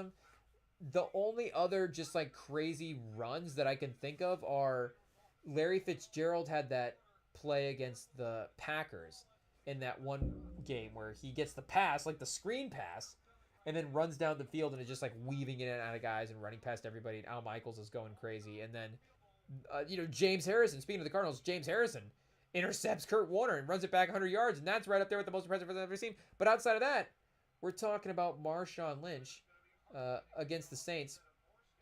And you're going to be talking about regular season, other playoff moments. There may be like better quote unquote stiff arms. Like Derrick Henry has probably had superior stiff arms, though the Tracy Porter, the way he gets the Tracy Porter stiff arm is pretty crazy. And again, speaking of that revenge factor, the fact that he is the one that has such a brutal play on the Spurs, or hey, we did it again, chat, pause, on the Colts, that for him to, for Marshawn Lynch to exact that kind of revenge for Colts fans on Tracy Porter is a fun thing that happened as well too.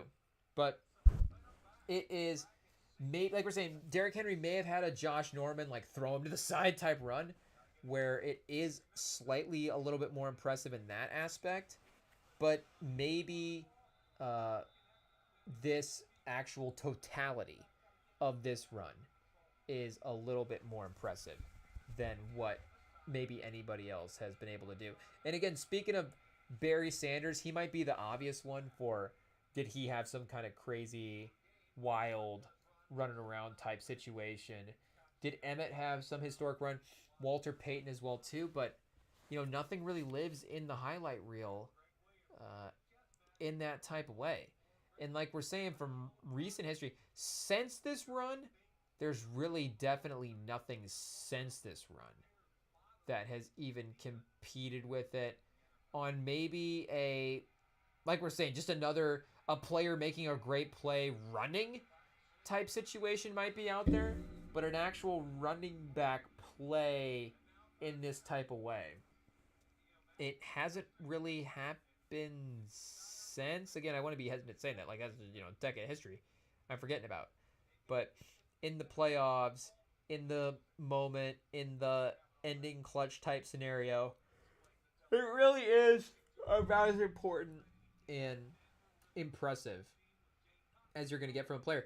And the distance of it as well, too. Like, it's not just he worked his way through a couple of guys at the goal line or in the red zone and a couple of jukes and now he's there. He's got to have the strength to be able to do the jukes and do the stiff arm stuff, the agility for the jukes and the speed, and then the endurance to be able to have all of those pieces together on that run. That's why I'm saying, because of this run, there's literally not another run, in NBA history that you don't think he probably can't make at this point.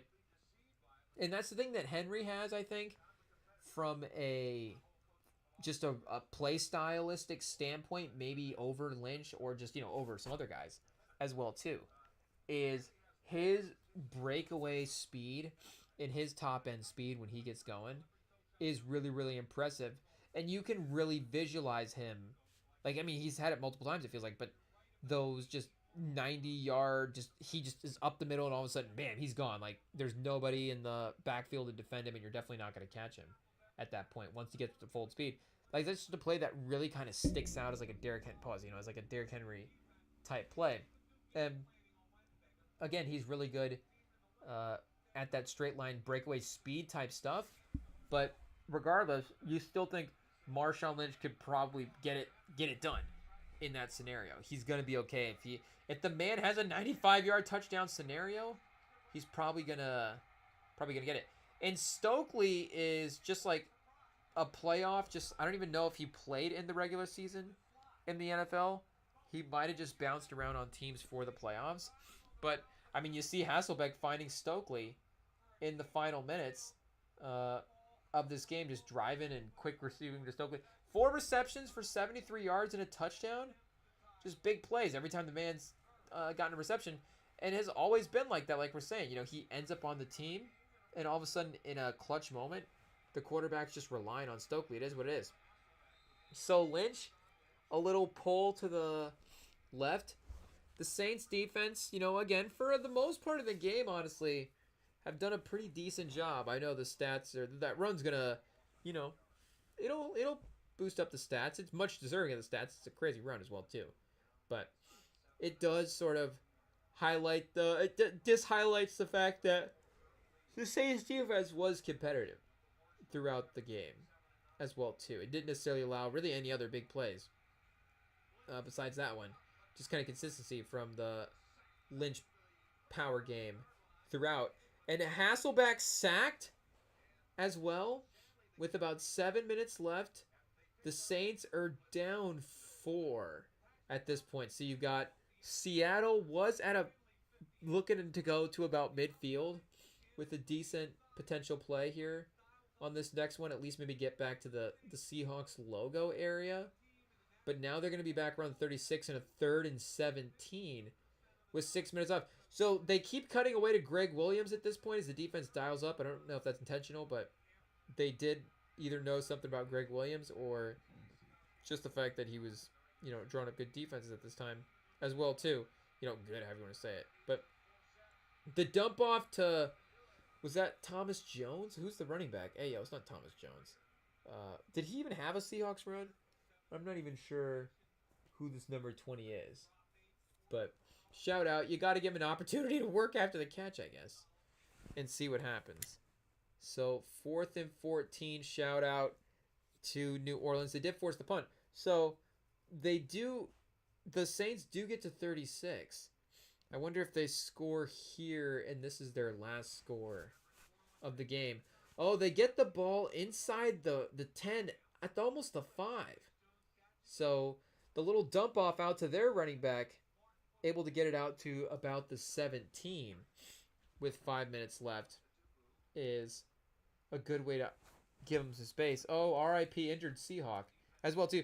Oh, chat. Uh-oh. I just fat fingered the power button. It is what it is. Let's see how quickly we can get this fired back up here and going. I think it should be quick. There's like a couple of seconds with the Roku sometimes where if you hit the power button and then you turn it back on, you might be and there is a way to set the TV as well too, to just like, hey, if you turn it back on, I'm a degenerate, just pick right back up where I'm watching. Don't reset that. I don't want to see the home screen ever. Just right into the apps always, every time. But there is also like a little sometimes like actual shutdown window, it feels like, where I can like, oh wait, is like turn this back on real quick, and I can almost not the full reset, but hey, I don't know, maybe, who knows. But either way, I feel like we are getting pretty close. And again, it being the NFC wildcard weekend, it's not like there's a ton of games to have to sift through from this weekend to try to figure out. And it's not like we have to figure out what week it's on as well too. The week itself is labeled pretty great because it's the playoffs. The game slate is shorter. This one is the only one worth rewatching, so it really does not actually take us that long to get back and going. And hopefully it actually does have memory. Oh, As I say that, of course it doesn't. So here we go. We should be able to get back pretty quick. Oh, almost too quick, chat. Whoa, whoa, stop. Hey, yo. It is what it is. Fourth quarter. Did we overdo it? No, we're good. 3:38 left in the third. We're getting close, though. Uh-oh. We might... 17? Second and 11? I don't... That seems kind of right. I think maybe the Saints actually just had the ball. I'm not sure, but... oh, Hasselbeck sacked? Okay. I think actually we just saw this play. This possession as well, too. So, yeah, Hasselbeck to Stokely. Here we go. There's the injury that just happened. Yep. Brees, the pass. Helmet, mouthpiece in the helmet. Yes, sir. We are good to go. Okay. Oh, the Seahawks. 41. Yeah, after field goal, 41 to 30. It is what it is. But Drew Brees, the drive, the flip to whoever this fullback character is, with the chance to try to get the 11-point, 2-minute drill type scenario. But was that, what do we, Heath Evans? I don't know. Did he have a Saints run in there? I don't know. He may have. Heath Miller was the Steelers guy, right? I don't know, tight end fullback corner, but double passes. So yeah, it's got to be our guy Heath Evans, right? Shout out. I mean, how many Evans was Heath Evans a fullback or a center? I don't even remember, but he was a name that I remember seeing on NFL Network a couple times. So over the middle, I mean, the Seahawks really letting them just kind of go. I mean, as you would in the 2-minute offense, but just the like 3-step drop, plants, and fire away, and all of a sudden the what do you call it? The receiver is just like at the first down line, ready to go, 10, 15 yards, easy every time. Shout out. So they have a chance to. Oh, whoa! What did I just do? I just skipped over the touchdown. Hey, yo. Skip one play to try to catch back up, and all of a sudden, Drew Brees is scoring points. So they do give up quite the play here then. From the 40 over the middle. Oh, wait a second. No, just went right back to the play that we watched. So what happened? Oh, they were just replaying the touchdown. Oh, here we go. Okay, 1st and 10. First play after the 2-minute. Brees falling down. Actually almost throws a pick. Right to is that Chris Clemens? If I remember the name correctly, the defensive end. I think his name was Chris Clemens. Shout out Clemens, his last name. But he's dropping back into coverage. And Brees didn't see him. I feel like that would actually be a thing that could potentially get those great quarterbacks every now and then. The Brees, Brady, Manning tier of guys, Rodgers as well at the peak of their powers. If you dropped that linebacker or defensive end in coverage at the right time, it really could be an effective way to throw them off, and they would just kind of be muscle memory, assuming they weren't going to be there, and it almost just would work against them in a way sometimes. But I mean, they're able to work right up the field, a minute 30-ish if they get the score right here. A little methodical, and maybe some of the post-snap stuff, but yeah, they are able to score right at the minute 30 mark. So it gets them to 136, 141. So yeah, if you go with the extra point, you're down 4. You got to go 2 to try to just cut it to 3, I guess. And we know, looking at the score, that is not the case as well. They don't have Marshawn Lynch, I guess, to just punch it in and try to get the short distance play.